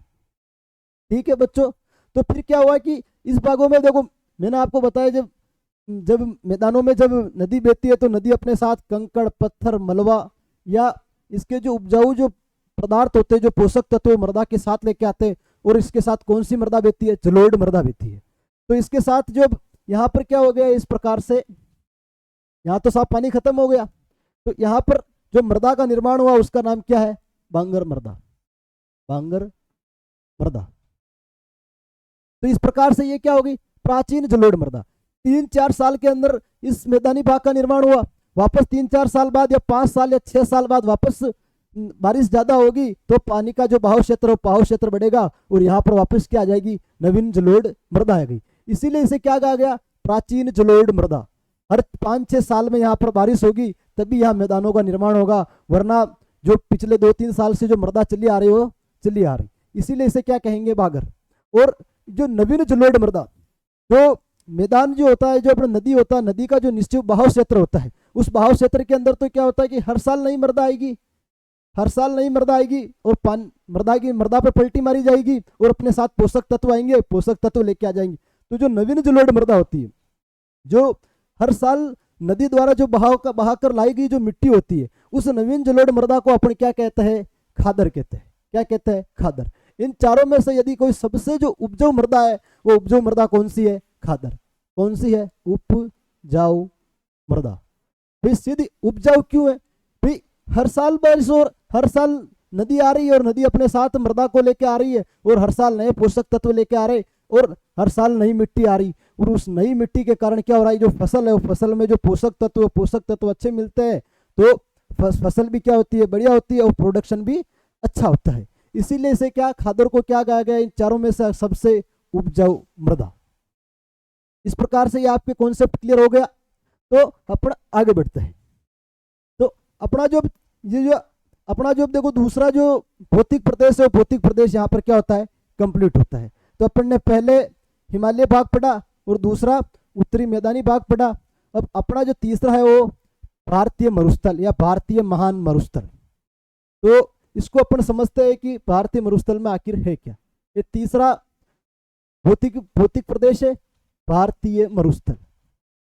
अरावली के पश्चिमी किनारों पर थार का मरुस्थल 150 mm से भी कम वर्षा होती है। शुष्क जलवायु, वनस्पति कम, लूनी नदी प्रमुख है, और अर्धचंद्राकार बालू का स्तूप पाए जाते हैं, जिसे अपने क्या कहते हैं, बरखान कहते हैं। क्या कहते हैं बच्चों, बरखान कहते हैं। अपने इसको क्या करते हैं बच्चों, एक डायग्राम के माध्यम से समझते हैं सबसे पहले, ताकि अपने जो कॉन्सेप्ट हो कॉन्सेप्ट अच्छे से क्लियर हो जाएगा। तो बच्चों ये इस प्रकार से ये अपन मोटे मोटे तौर पर क्या बनाते हैं, राजस्थान का बना देते हैं नक्शा। ये नक्शा बना देते हैं। यहाँ पर भरतपुर धौलपुर का इलाका आ गया, ये इस प्रकार से। ये भरतपुर अलवर का आ गया, ये गंगानगर हनुमानगढ़ का इलाका आ गया। तो देखो बच्चों, जो राजस्थान का जो मोटे मोटे तौर पर ये आपके स्लाइड पर ये नक्शा दिख रहा है, तो बच्चों क्या होता है कि इसी राजस्थान के बीचों बीच एक पर्वत श्रृंखला गुजरती है, ये इस प्रकार से, ये इस प्रकार से। इसका नाम क्या है, अरावली। इसका नाम क्या है, अरावली। तो बच्चों क्या है कि जो अरावली जो है ना, इस अरावली के जो पश्चिमी भाग में जो क्षेत्र है, वो संपूर्ण क्षेत्र क्या कहलाता है, मरुस्थल कहलाता है। क्या कहलाता है, मरुस्थल। मरुस्थल। देखो राजस्थान, ये जो मेजर जो पोर्शन है, मेजर पोर्शन पर अपन कहे 95% अगर मरुस्थल भारत के अंदर कहीं पाया जाता है, जो भारतीय जो महान मरुस्थल कहते हैं उसका जो 95% कहाँ पाया जाता है, अपने राजस्थान के पश्चिमी भाग में पाया जाता है। बाकी थोड़ा बहुत पंजाब के अंदर और थोड़ा बहुत कहाँ पाया जाता है, गुजरात के अंदर। ये तीन ही जिलों के अंदर ये भारतीय महान मरुस्थल फैला हुआ है, लेकिन 95% कहाँ फैला हुआ है, राजस्थान के जो अरावली के जो पश्चिमी भाग है ना, पश्चिमी भाग। देखो बच्चों, जो जो वर्तमान में क्या हो रहा है कि जो मरुस्थलीकरण की जो है प्रोसेस तेजी से बढ़ रही है। अब मरुस्थलीकरण क्या होता है कि मरुस्थल का बढ़ना, अब कैसे, जैसे एक स्थान पर यहाँ मरुस्थल है, ये सीमा रेखा हो गई, लेकिन धीरे धीरे क्या आएगी, हवा आएगी और मरुस्थल इस प्रकार से क्या होगा, आगे बढ़ता जाएगा। इस आगे मरुस्थल का आगे बढ़ना ही क्या कहलाता है, मरुस्थलीकरण। तो क्या होता है कि बच्चों ये मरुस्थलीकरण की जो जो जो प्रोसेस है या अपन जो तेजी से चल रही है, ये एक समस्या है। क्योंकि अगर मरुस्थल यहाँ से बढ़ता है साहब, यहाँ से बढ़ता बढ़ता बढ़ता बढ़ता बढ़ता इस प्रकार से यदि बढ़ेगा तो संपूर्ण राजस्थान मरुस्थल हो जाएगा। तो लेकिन इस मरुस्थल को रोकने में अगर कोई महत्वपूर्ण भूमिका निभा रही, तो कौन निभा रही है, अपनी अरावली पर्वतीय श्रृंखला। क्योंकि ये अरावली होती है, अरावली से सटा हुआ भाग है, जिससे क्या होता है कि पर्वतीय क्षेत्र आ गया, जिससे जो मरुस्थलीकरण की जो प्रोसेस है, प्रोसेस आगे नहीं बढ़ पाती। क्योंकि इतना बड़ा क्या आ गया, पहाड़ आ गया, जो अपनी सबसे बड़ी सुरक्षा के रूप में कार्य कर रहा है। और इसके साथ क्या होता है कि बच्चों यहाँ पर जो वर्षा रेखा है, वर्षा रेखा कितनी 150 mm से भी क्या होती है, कम वर्षा होती है। ठीक है। और यहाँ की जो जलवायु है, जलवायु कैसी है, शुष्क। भी अपन भारत के अंदर अपन ने अलग अलग भागों में जब पढ़ेंगे, प्रायद्वीपीय भाग भी पढ़ेंगे आगे या तटीय भाग, तो वहाँ की अलग जलवायु है। कहीं आर्द्र जलवायु है, कभी जैसे हिमालय भाग है तो वहाँ पर क्या पाई जाएगी, शुष्क शीत जलवायु पाई जाएगी, ठंडी जलवायु पाई जाएगी। लेकिन यहाँ पर क्या पाई जाती है, शुष्क जलवायु, मतलब गर्म जलवायु पाई जाती है। बरसात भी कम होती है और यहाँ पर जो तापमान है वो तापमान भी ज्यादा होता है, पेड़ पौधे भी नहीं है, तो जिससे क्या होता है, गर्मी ज्यादा पड़ती है। सबसे टेम्परेचर सबसे ज्यादा हाई कहाँ रहता है, जैसलमेर बाड़मेर में रहता है। तो उसका जो मेजर जो कारण है, कारण क्या है, शुष्क मरुस्थल। क्योंकि यहाँ की जो जलवायु है, जलवायु कैसी है, शुष्क है। और यहाँ वनस्पति क्या होती है, वनस्पति क्या पाई जाती है, कम पाई जाती है। वनस्पति क्या पाई जाती है बच्चों, कम पाई जाती है। अब वनस्पति कम कैसे पाई जाती है, देखो जब भगवान ने जब कोई स्थलाकृति बनाई या कुछ अलग अलग भौतिक प्रदेश बनाए, तो अलग एक स्पेसिफिक भौतिक प्रदेश में स्पेसिफिक प्रकार के जीव जंतु पाए जाते हैं, स्पेसिफिक प्रकार के ही क्या पाई जाती है, प्रजातियां पाई जाती है, वनस्पति पाई जाती है। तो ऐसे ही जो वनस्पति, जैसे यहाँ पर क्या पाई जाती है, सबसे पहले खेजड़ी पाई जाती है। खेजड़ी केवल यही पाई जाती है मोटे तौर पर। यहाँ पर क्या पाया जाएगा, केर पाया जाएगा, झाड़ियां पाई जाएगी, फोर पाए जाएंगे, बबूल पाए जाएंगे। और इसी प्रकार से अगर अपन प्रजाति या जानवर की बात करें तो यहाँ पर क्या पाया जाता है, ऊंट पाया जाता है,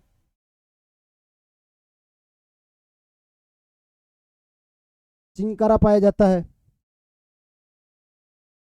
तो ये क्या हो गई, ये मोटे तौर पर ये स्पेसिफिक क्षेत्र के अंदर स्पेसिफिक प्रजातियां और स्पेसिफिक वनस्पतियां पाई जाती।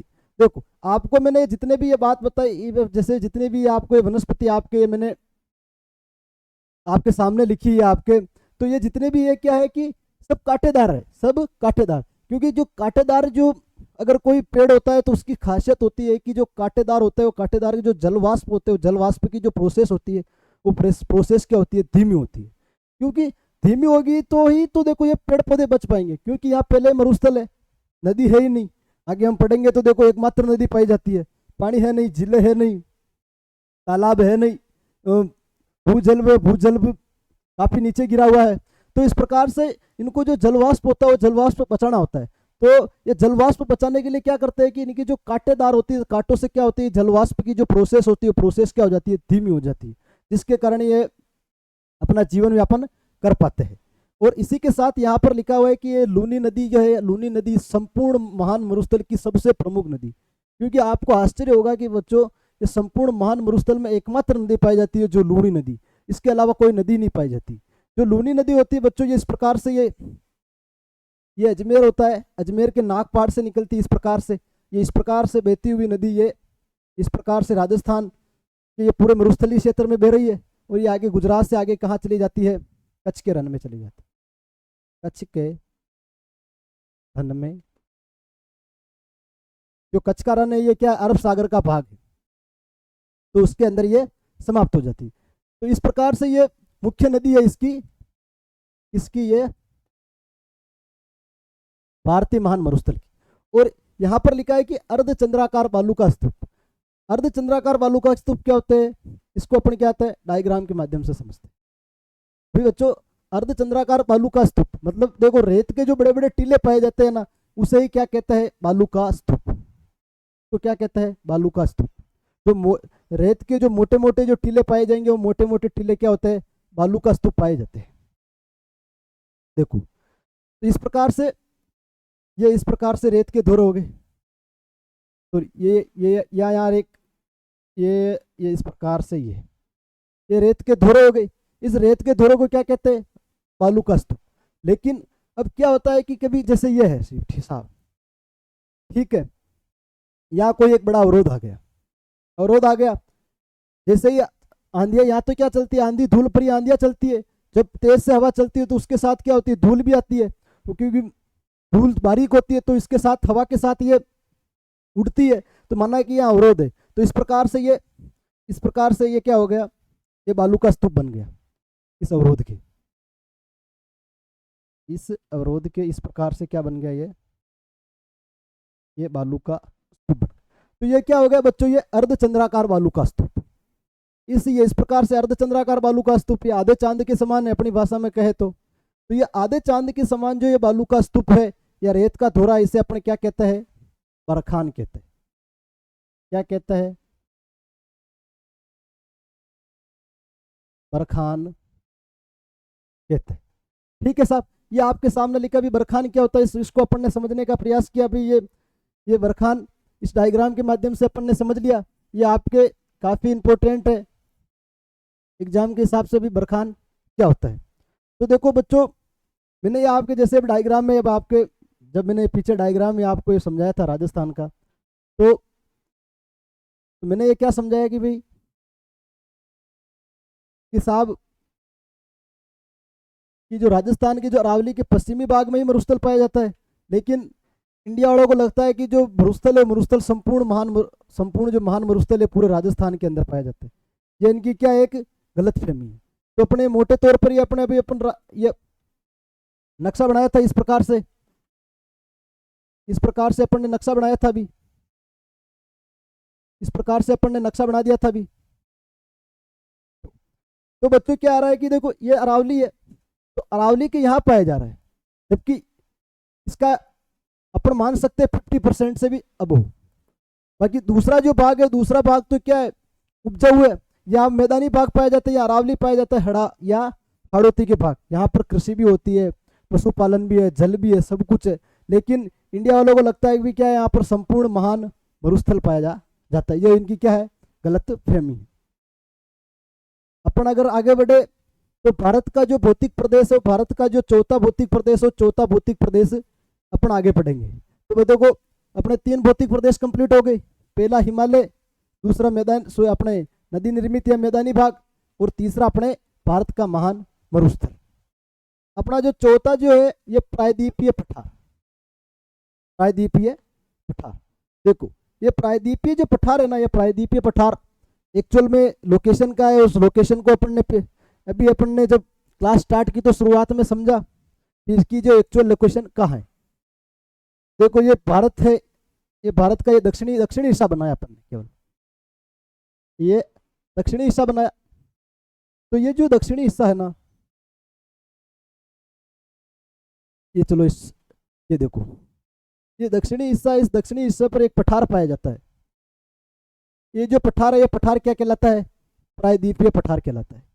क्या कहलाता है ये प्रायद्वीपीय पठार। और ये प्राचीन गोंडवाना लैंड का भाग है। जब बच्चों अपन ने जब ये गोंडवाना लैंड का जब जिक्र अपन ने क्लास में जब शुरुआत में अपन ने पहला जो भौतिक प्रदेश पढ़ा था अपन ने हिमालय भाग की जब अपन ने हिस्ट्री पढ़ी हुई, हिस्ट्री में तो आपने 2 लैंड पढ़े होंगे, एक तो अंगारा लैंड और दूसरा गोंडवाना लैंड। तो जिस प्रकार से हिमालय 33 सागर का भाग है, उसी प्रकार से जो जो प्रायद्वीपीय जो पठार है, प्रायद्वीपीय पठार किसका भाग है? गोंडवाना लैंड का भाग है। क्योंकि बच्चों देखो मैंने आपको समझाया कि ये यहाँ पर तो अंगारा लैंड था, अंगारा लैंड, और जो दक्षिण के अंदर जो था वो क्या था? Gondwana land, Gondwana land. तो इसी गोंडवाना लैंड का भाग क्या है? ये प्रायद्वीपीय पठार। और ये क्या है? सबसे बड़ा भौतिक प्रदेश है, सबसे बड़ा। अपन जैसे ये जो 6 भौतिक प्रदेश है, उस 6 भौतिक प्रदेश में यदि कोई सबसे बड़ा भौतिक प्रदेश है तो वो कौन सा है? प्रायद्वीपीय पठार, प्रायद्वीपीय पठार। देखो ये जो प्रायद्वीपीय पठार है ना, इस प्रायद्वीपीय पठार भी ये 1695 वर्ग किलोमीटर क्षेत्रफल में फैला हुआ है। कितने? 1695 वर्ग किलोमीटर क्षेत्रफल में फैला हुआ। देखो ये क्या होता है कि बच्चों जो प्रायद्वीपीय पठार, इस प्रायद्वीपीय पठार को मेजर रूप से 2 भागों में बांटा गया। मध्यवर्तीय पहाड़ियां, मध्यवर्तीय पहाड़ियां, और दूसरा आ जाएगा इसमें पठार। तो इसको अपन दो भागों के रूप में समझेंगे। एक इसमें महत्वपूर्ण कौन कौन सी पहाड़ियां पाई जाती है, और इसमें महत्वपूर्ण कौन कौन से पठार पाए जाते हैं। तो देखो आपके सामने ये सबसे पहले ये जो टर्म आए भाई, पहाड़ियां क्या होती है, इसको अपन समझते हैं डायग्राम के माध्यम से। और दूसरा जो टर्म आया पठार, पठार क्या होता है। तो जैसे बच्चों क्या होते हैं कि एक कोई भी पर्वत श्रृंखला की एक प्रोसेस चल रही होती है, जैसे इस प्रकार से, ये इस प्रकार से, इस प्रकार से, इस प्रकार से, इस प्रकार से, इस प्रकार से। भाई जो ऊपर जो नुकीले जो सक्रिय भाग होते हैं, जो ऊपरी भाग होता है, उससे तो अपन क्या कहते हैं? पर्वतीय भाग कहते हैं। लेकिन बीच में क्या हो जाता है कि ऊपर जाने के बाद क्या होता है कि समतल क्षेत्र आता है। उस मैदानी भाग से तो ऊपर उठा होता है, लेकिन क्या आता है ऊपर जाने के बाद एक समतल क्षेत्र आता है। उस समतल क्षेत्र को क्या कहते हैं? पठार कहते हैं। ये आपके सामने क्या है? ये पठार है। और ये क्या है? पहाड़ी। ये होगी पहाड़ी, और ये क्या हो गया? पठार हो गया। तो ठीक है, अपन समझते हैं कि महत्वपूर्ण सर्वप्रथम अपन मध्यवर्ती पहाड़ियां पढ़ते हैं। भी कौन कौन सी मध्यवर्ती पहाड़ियां पाई जाती है? पहले नंबर पर पाई जाती है विंध्याचल श्रेणी, दूसरे में पाई जाती है सतपुड़ा श्रेणी, और तीसरे पे पाया जाता है पश्चिमी घाट, और चौथे पे पाया जाता है पूर्वी घाट। तो देखो बच्चों क्या है कि ये मैंने आपके सामने डायग्राम बनाया। तो बच्चों क्या हो रहा है कि जैसे सबसे पहले जो विंध्याचली जो भाग होते हैं, विंध्याचल श्रेणी, उसी विंध्याचल श्रेणी के समानांतर में ही कौन सी है? सतपुड़ा श्रेणी, सतपुड़ा श्रेणी। ये इस प्रकार से ये अपना पठार हो गया। ये अपन ने समझा कि ये अपने क्या है साहब? प्रायद्वीपीय भाग है, प्रायद्वीपीय भाग है।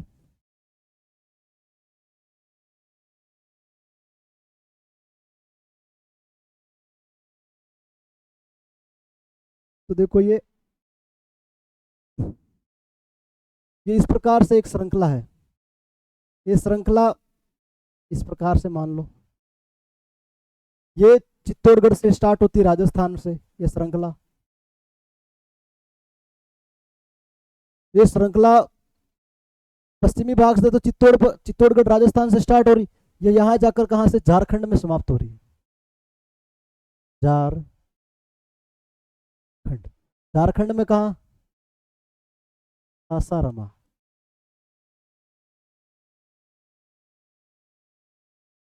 सासारामा झारखंड में क्या हो रही है? समाप्त हो रही। इसी के अगर अपन दक्षिण में जाए, दक्षिण के अंदर अपन जाए,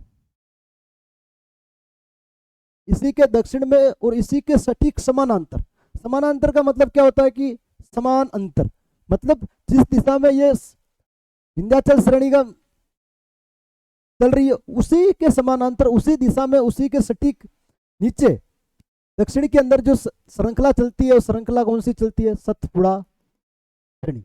ये जो नीचे चल रही है इसका नाम क्या है? सतपुड़ा श्रेणी, सतपुड़ा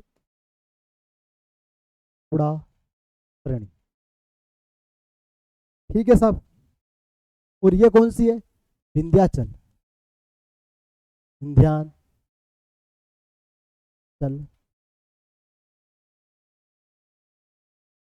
विंध्याचल श्रेणी। ठीक है, ठीक है साहब।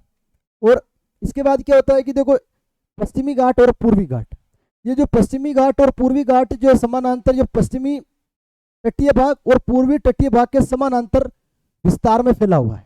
देखो इस प्रकार से क्या हो गया, ये क्या हो गया, पश्चिमी घाट।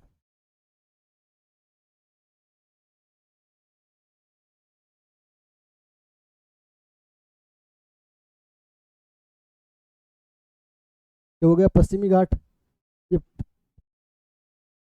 ये पश्चिमी जो तट है उस पश्चिमी तट के समानांतर स्थित है। ठीक है साहब। और इसी के देखो पूर्वी तट है, उस पूर्वी तट के जो समानांतर स्थित है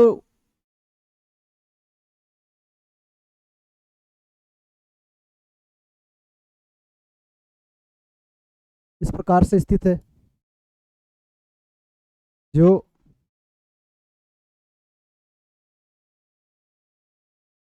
से अपने क्या कहता है, पूर्वी घाट। तो ये आपके डायग्राम के माध्यम से अपन ने सर्वप्रथम विंध्याचल श्रेणी समझी, सतपुड़ा श्रेणी समझी, तीसरी पश्चिमी घाट समझा और चौथा पूर्वी घाट समझा। तो ये इस प्रकार से क्या हो गई आपके सामने, ये मध्यवर्ती पहाड़ियां हो गई जो अपने कहा प्रायद्वीपीय भाग के अंदर पाई जाती। और इसके आगे अपन जो दूसरा जो भाग पढ़ते हैं पठार। पठार मेजर रूप से देखो ऐसा तो देखे इसमें बहुत सारे पठार पाए जाते हैं, लेकिन बच्चों अपने को वही पठार पढ़ने हैं जो पठार क्या होते हैं बच्चों, अपने काम के हो। ठीक है बच्चों, अपने को कौन से पठार पढ़ने हैं, वही पठार पढ़ने हैं जो मुख्य रूप से काम आए।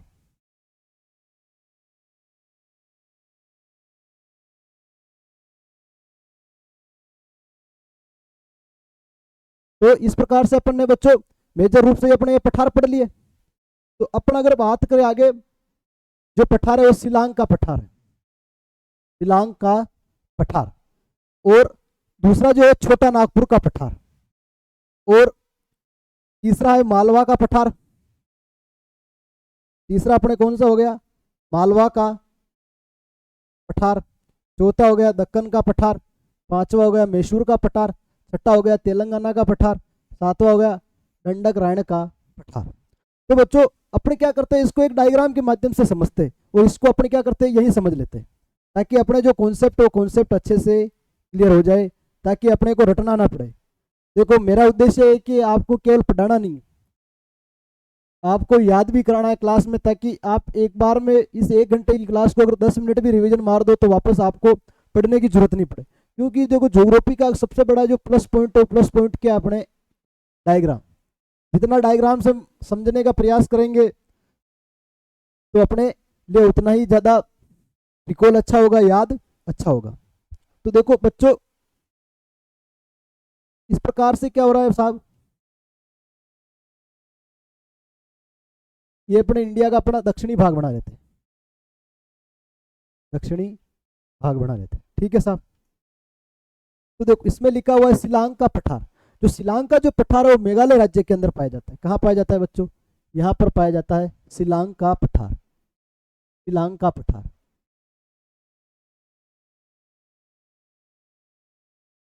शिलांग का पठार। और दूसरा पाया जाता है छोटा नागपुर का पठार। देखो छोटा नागपुर की जो सबसे जो बेहतरीन जो विशेषता क्या है, यहाँ पर सबसे ज्यादा कोयला पाया जाता है। सबसे ज्यादा क्या पाया जाता है, कोयला। कोल माइंस की सबसे ज्यादा डिमांड है, क्योंकि कोयले से क्या अपने विद्युत का उत्पादन होता है। तो सबसे ज्यादा विद्युत का उत्पादन कोयले से होता है। तो जो कोयला होता है, जो कोल होता है कोयला, वो कोयला सबसे ज्यादा कहाँ पाया जाता है, छोटा नागपुर के पठार में। और ये यहाँ पर पाया जाता है हजारीबाग के पास, झारखंड के अंदर। कहाँ पाया जाता है बच्चों, झारखंड के अंदर, ये छोटा नागपुर का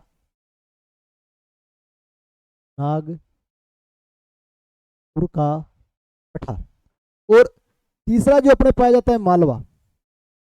तीसरा क्या पाया जाता है, मालवा। मालवा जो का जो पठार है मेजर रूप से पाया जाता है एमपी, यूपी और थोड़ा बहुत राजस्थान का पाक। ये पूरा क्या हो गया, ये अपने मालवा हो गया, मालवा। वाह, मालवा का पठार।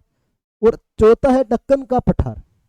ये जो दक्कन का जो पठार है बच्चों, ये मुख्य रूप से पाया जाता है अपने महाराष्ट्र के अंदर, और थोड़ा बहुत गुजरात, और थोड़ा बहुत ये अपने तेलंगाना। ये क्या है? दक्कन का पठार। और दक्कन का जो पठार है, जो प्रायद्वीपीय पठार में से सबसे महत्वपूर्ण पठार कौन सा है? दक्कन का पठार। ये मैसूर का पठार, मैसूर का पठार यहाँ पाया जाता है कर्नाटक के अंदर, मैसूर का पठार। और छठा पाया जाता है तेलंगाना का पठार। ये तेलंगाना का यही पाया जाएगा, तेलंगाना का पठार, गाना का पठार। और सातवां अंतिम जो पठार है दंडक का पठार, ये पाया जाता है छत्तीसगढ़ और उड़ीसा के अंदर। ये आधा तो पाया जाता है छत्तीसगढ़ के अंदर, आधा पाया जाता है अपने उड़ीसा के अंदर, जिसे अपन क्या कहते हैं? दंडक का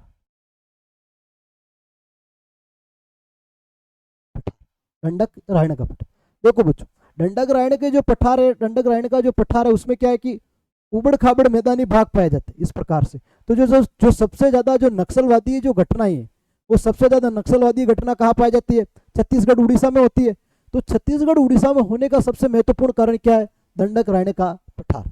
उस दंडक के पठार के अंदर जो क्या होता है? उबड़ खाबड़ पाए जाते हैं। तो उबड़ खाबड़ में क्या होता है कि छुपने की जो होते हैं, छुपने की संसाधन इनको पर्याप्त रूप में मिल जाते हैं। इसलिए जैसे नक्सलवादी जैसी घुसपैठीय घटनाएं इस दंडक के पठार में होती थी। तो इस प्रकार से बच्चों अपन ने सर्वप्रथम इस जो प्रायद्वीपीय पठार को दो भागों में बांटकर मध्यवर्ती पहाड़ियों के रूप में समझा, और दूसरा पठार के रूप में समझा। और इस पठार के अपन ने जो 7 मेजर रूप से जो पठार होते हैं, उस पठार को अपन ने समझ लिया भाई ये कौन से स्टेट के अंदर पाया जाता है, और इसकी जो एक्चुअल जो लोकेशन है वो लोकेशन कहाँ है। तो अपन ने इस प्रकार से अपने क्या इस जो प्रायद्वीपीय जो पठार है, उस प्रायद्वीपीय पठार को अपन ने समझने का प्रयास किया। इस प्रकार से अपने बच्चों जो चौथा जो जो अपने जो भौतिक प्रदेश है, भौतिक प्रदेश अपने क्या होता है? कंप्लीट होता है। तो बच्चों आपको देखो जो भौतिक प्रदेश है, भौतिक प्रदेश आप पढ़ोगे तो ये बेसिक है, क्योंकि भौतिक प्रदेश पढ़ने के बाद जब अपन जो तीसरा जब चैप्टर पढ़ेंगे, जो नदियां हैं या अफवाह तंत्र है, वो अफवाह तंत्र जब समझेंगे तो आपको समझने में एक सबसे बड़ी दिक्कत आएगी भी कौन सी नदी कहाँ निकल रही। तो अपने भौतिक प्रदेश पढ़ लेंगे भी एक्चुअल में कौन सा पठार कहाँ है, कौन सा पर्वत कहाँ है, कौन सी डिस्ट्रिक्ट के अंदर स्थित है। तो अपने क्या ये अच्छे से समझ में आएगा कि भी कौन सी नदी का उद्गम कहाँ हो रहा है और कहाँ समाप्त हो रहा है। तो जो भौतिक रूप से, जो फिजिकली रूप से कौन सी चीज कहाँ स्थित है, इसको अपन इस चैप्टर के अंदर समझ रहे हैं। तो पांचवा जो भौतिक प्रदेश, वो पांचवा भौतिक प्रदेश कौन सा आपके सामने? तटीय प्रदेश। तटीय प्रदेश। देखो तटीय प्रदेश क्या होता है कि भूमि का जल से लगा भाग या भूमि का जल से सटा भाग क्या कहलाता है? तट कहलाता है। तट कहलाता है। क्या कहलाता है भाई? एक क्षेत्र में तो जल आ रहा है और दूसरे क्षेत्र में भूमि आ रही, तो एक सीमा रेखा बनती है जिसे अपन क्या कहते हैं? जल और भूमि के बीच में, उसे अपन कहते हैं तट रेखा। क्या कहलाता है बच्चों? तट रेखा। ये तो हो गई भाई ये अपने किताब की परिभाषा, अपने समझने की परिभाषा मैंने आपको भी समझाई। ठीक है। जो तट रेखा, वो तट रेखा क्या होती है? तट रेखा को 2 भागों में बांटा गया।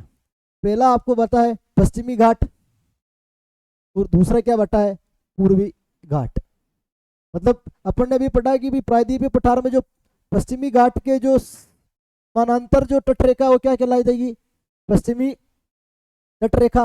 और पूर्वी घाट के जो समानांतर होगी उसे अपन क्या कहेंगे? पूर्वी तट रेखा। देखो इस प्रकार से डायग्राम में, ठीक है साहब। अपन क्या करते हैं, पहले जो पश्चिमी घाट है उस पश्चिमी घाट को समझ लेते हैं। ठीक। देखो पश्चिमी घाट को मोटे तौर पर 3 भागों में बांटा गया है। पहला जो बांटा गया है सौराष्ट्र के अंदर, दूसरा जो बांटा गया है कन्नड़ तट के अंदर, और जो तीसरा जो बांटा है वो मालाबार तट के अंदर। देखो सौराष्ट्र के अंदर क्या होता है कि जो गुजरात से स्टार्ट हो रहा है, ठीक है साहब। ये अपने ये इस प्रकार से यहां से स्टार्ट हो रहा है साहब, गुजरात से, गुजरात से स्टार्ट हो रहा है और समाप्त कहाँ हो रहा है? दमन के अंदर। कहाँ समाप्त हो रहा है बच्चों? दमन के अंदर। दूसरा जो कन्नड़ तट है, कन्नड़ तट क्या है? ये गोवा के अंदर है साहब, गोवा। समाप्त कहाँ हो रहा है अपना कन्नड़ तट? न्यू मंगलोर। न्यू मंगलोर पड़ता है बच्चों कर्नाटक के अंदर। कहाँ पड़ता है? कर्नाटक। न्यू मंगलोर, न्यू मंगलोर हो गया।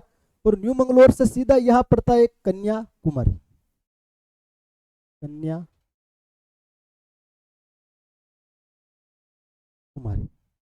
ठीक है। ये क्या हो गया भाई साहब? कन्याकुमारी,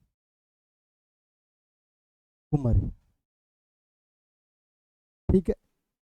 ये हो गया क्या आपके सामने? कन्याकुमारी। तो देखो अपन इसको क्या अगर डायग्राम के माध्यम से लिख लेते ताकि समझने में अच्छा आएगा।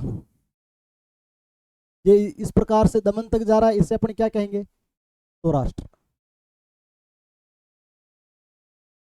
सौराष्ट्र तटीय भाग हो गया, पश्चिम के अंदर स्थित है, पश्चिमी घाट की तरफ। और ये गोवा से यहाँ पर न्यू मंगलोर तक हो गया, उसको अपन क्या कहेंगे? कन्नड़। कन्नड़ तट। और ये न्यू मंगलोर से ये अपने कन्याकुमारी तक हो गया, इसको अपन क्या कहेंगे? मालाबार तट। मालाबार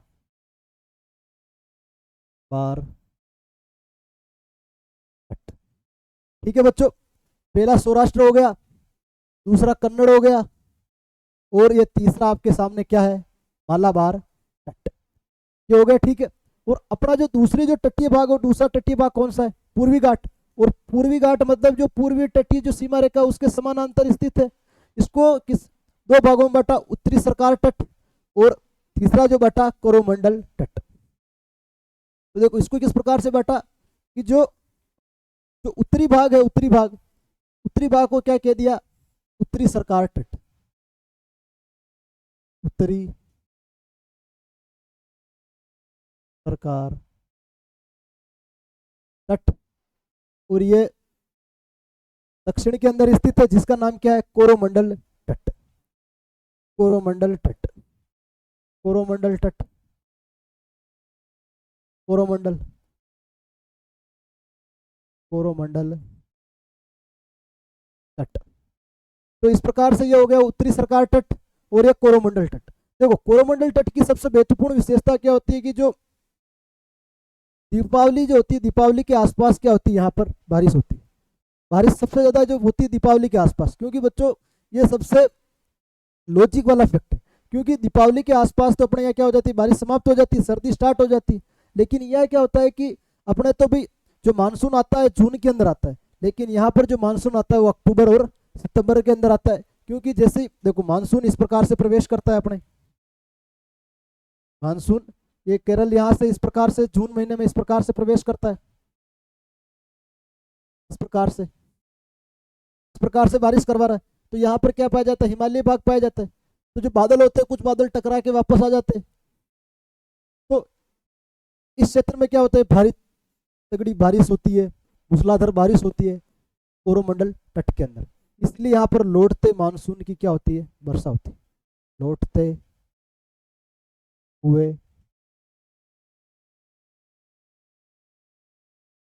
मानसून से क्या होती है? वर्षा होती है। ये एकमात्र तट है कोरोमंडल तट। तो बच्चों इस प्रकार से अपन ने क्या किया कि ये डायग्राम के माध्यम से अपन ने समझने का प्रयास किया, ठीक है। पश्चिमी तट क्या होता है? पूर्वी घाट तट क्या होता है? जैसे और ये तट होते हैं, इस तट की सबसे महत्वपूर्ण विशेषता होती है कि जो जो इकोनॉमिक जो जोन होता है उस इकोनॉमिक जोन में इनकी महत्वपूर्ण भूमिका होती है। क्योंकि जैसे अपन जब विदेशी व्यापार करते हैं तो जलयान के माध्यम से करते हैं। तो यहाँ पर क्या है कि महत्वपूर्ण या मेजर जो बंदरगाह होते हैं, बंदरगाह भी पाए जाते हैं। जैसे कांडला बंदरगाह यहाँ गुजरात के अंदर पाया जाता है, सौराष्ट्र जो लिखा हुआ है ना,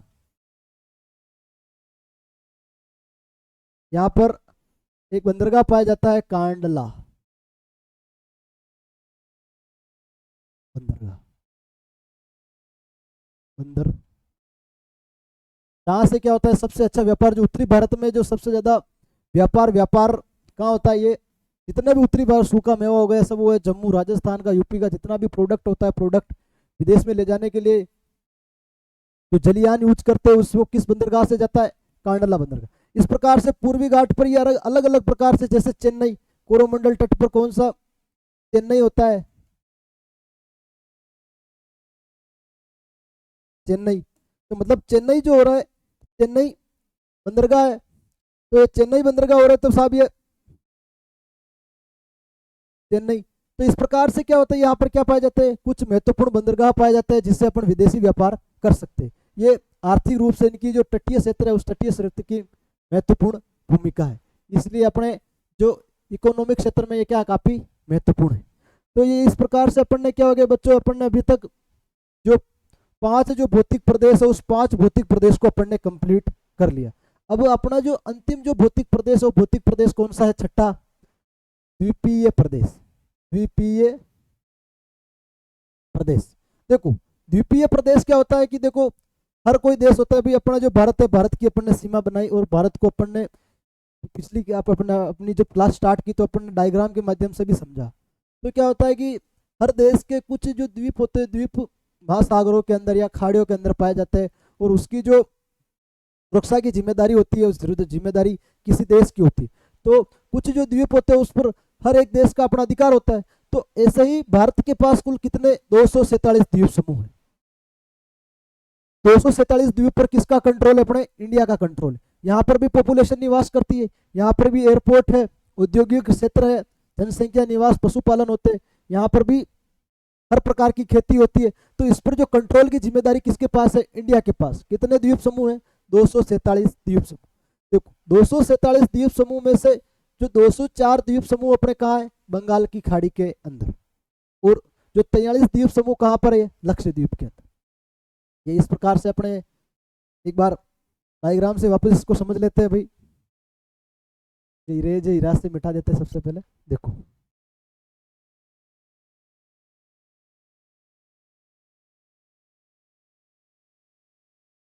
इस प्रकार से। तो बच्चों यहाँ पर तो देखो बंगाल की खाड़ी पाई जाती है, बंगाल की खाड़ी पर जो ये द्वीप पाए जाते हैं इस प्रकार से। तो यहाँ पर कितने, यहाँ पर तो कितने 204 द्वीप समूह पाए जा रहे हैं, और ये पाया जाता है अरब सागर, अरब सागर, अरब सागर। इस अरब सागर में कुल कितने 43 द्वीप समूह पाए जाते हैं इस प्रकार से और मेजर रूप से क्या पाया जाता है, लक्षद्वीप, लक्षद्वीप। और यहाँ पर क्या पाया जाता है, अंडमान निकोबार द्वीप समूह।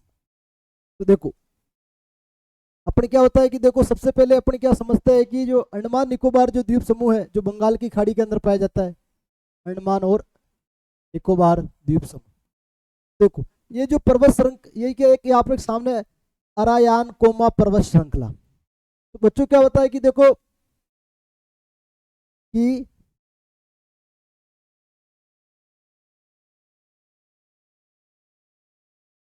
एक अपने एक स्लाइड है, स्लाइड के माध्यम से समझते हैं। देखो अपन वही 16 नंबर की स्लाइड पे समझ लेते हैं इसको। देखो बच्चों क्या हो रहा है कि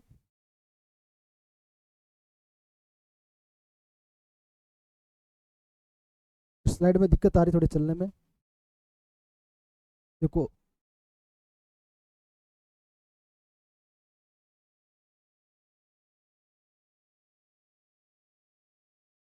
एक मिनट बच्चों ना, अपन क्या करते हैं इसको डायग्राम के माध्यम से समझ लेते हैं अंडमान निकोबार को और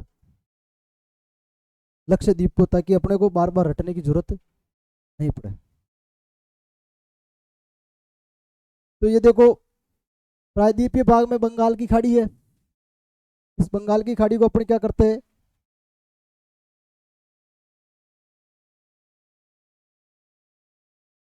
इसको अपन डायग्राम के माध्यम से बेहतरीन ढंग से समझ लेते हैं।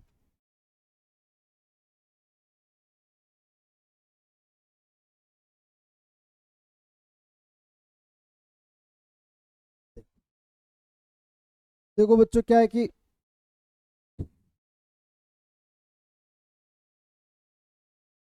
इधर एक साइड में समझ लेते हैं।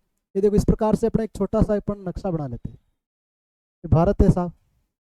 देखो भारत के देखो इस भाग में क्या पाई जाती है, बंगाल की खाड़ी।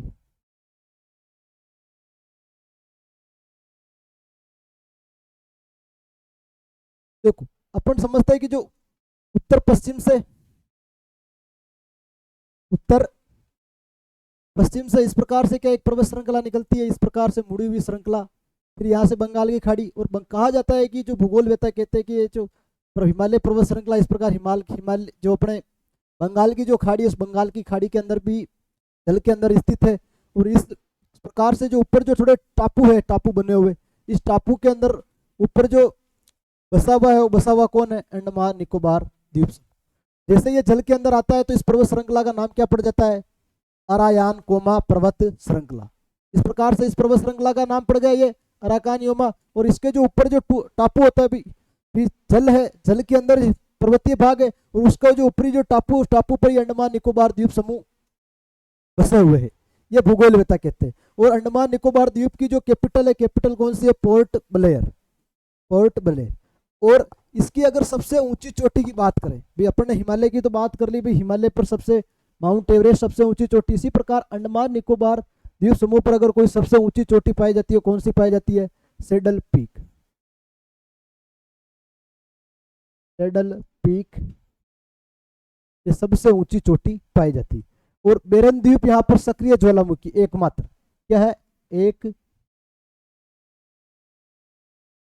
मात्र द्वीप समूह, मतलब पूरे भारत, सॉरी एकमात्र ये द्वीप समूह भी कह सकते हैं, क्योंकि एकमात्र ये क्या पाया जाता है, ज्वालामुखी, सॉरी एकमात्र क्या पाया जाता है, ये ज्वालामुखी, एकमात्र क्या पाया जाता है, सक्रिय ज्वालामुखी।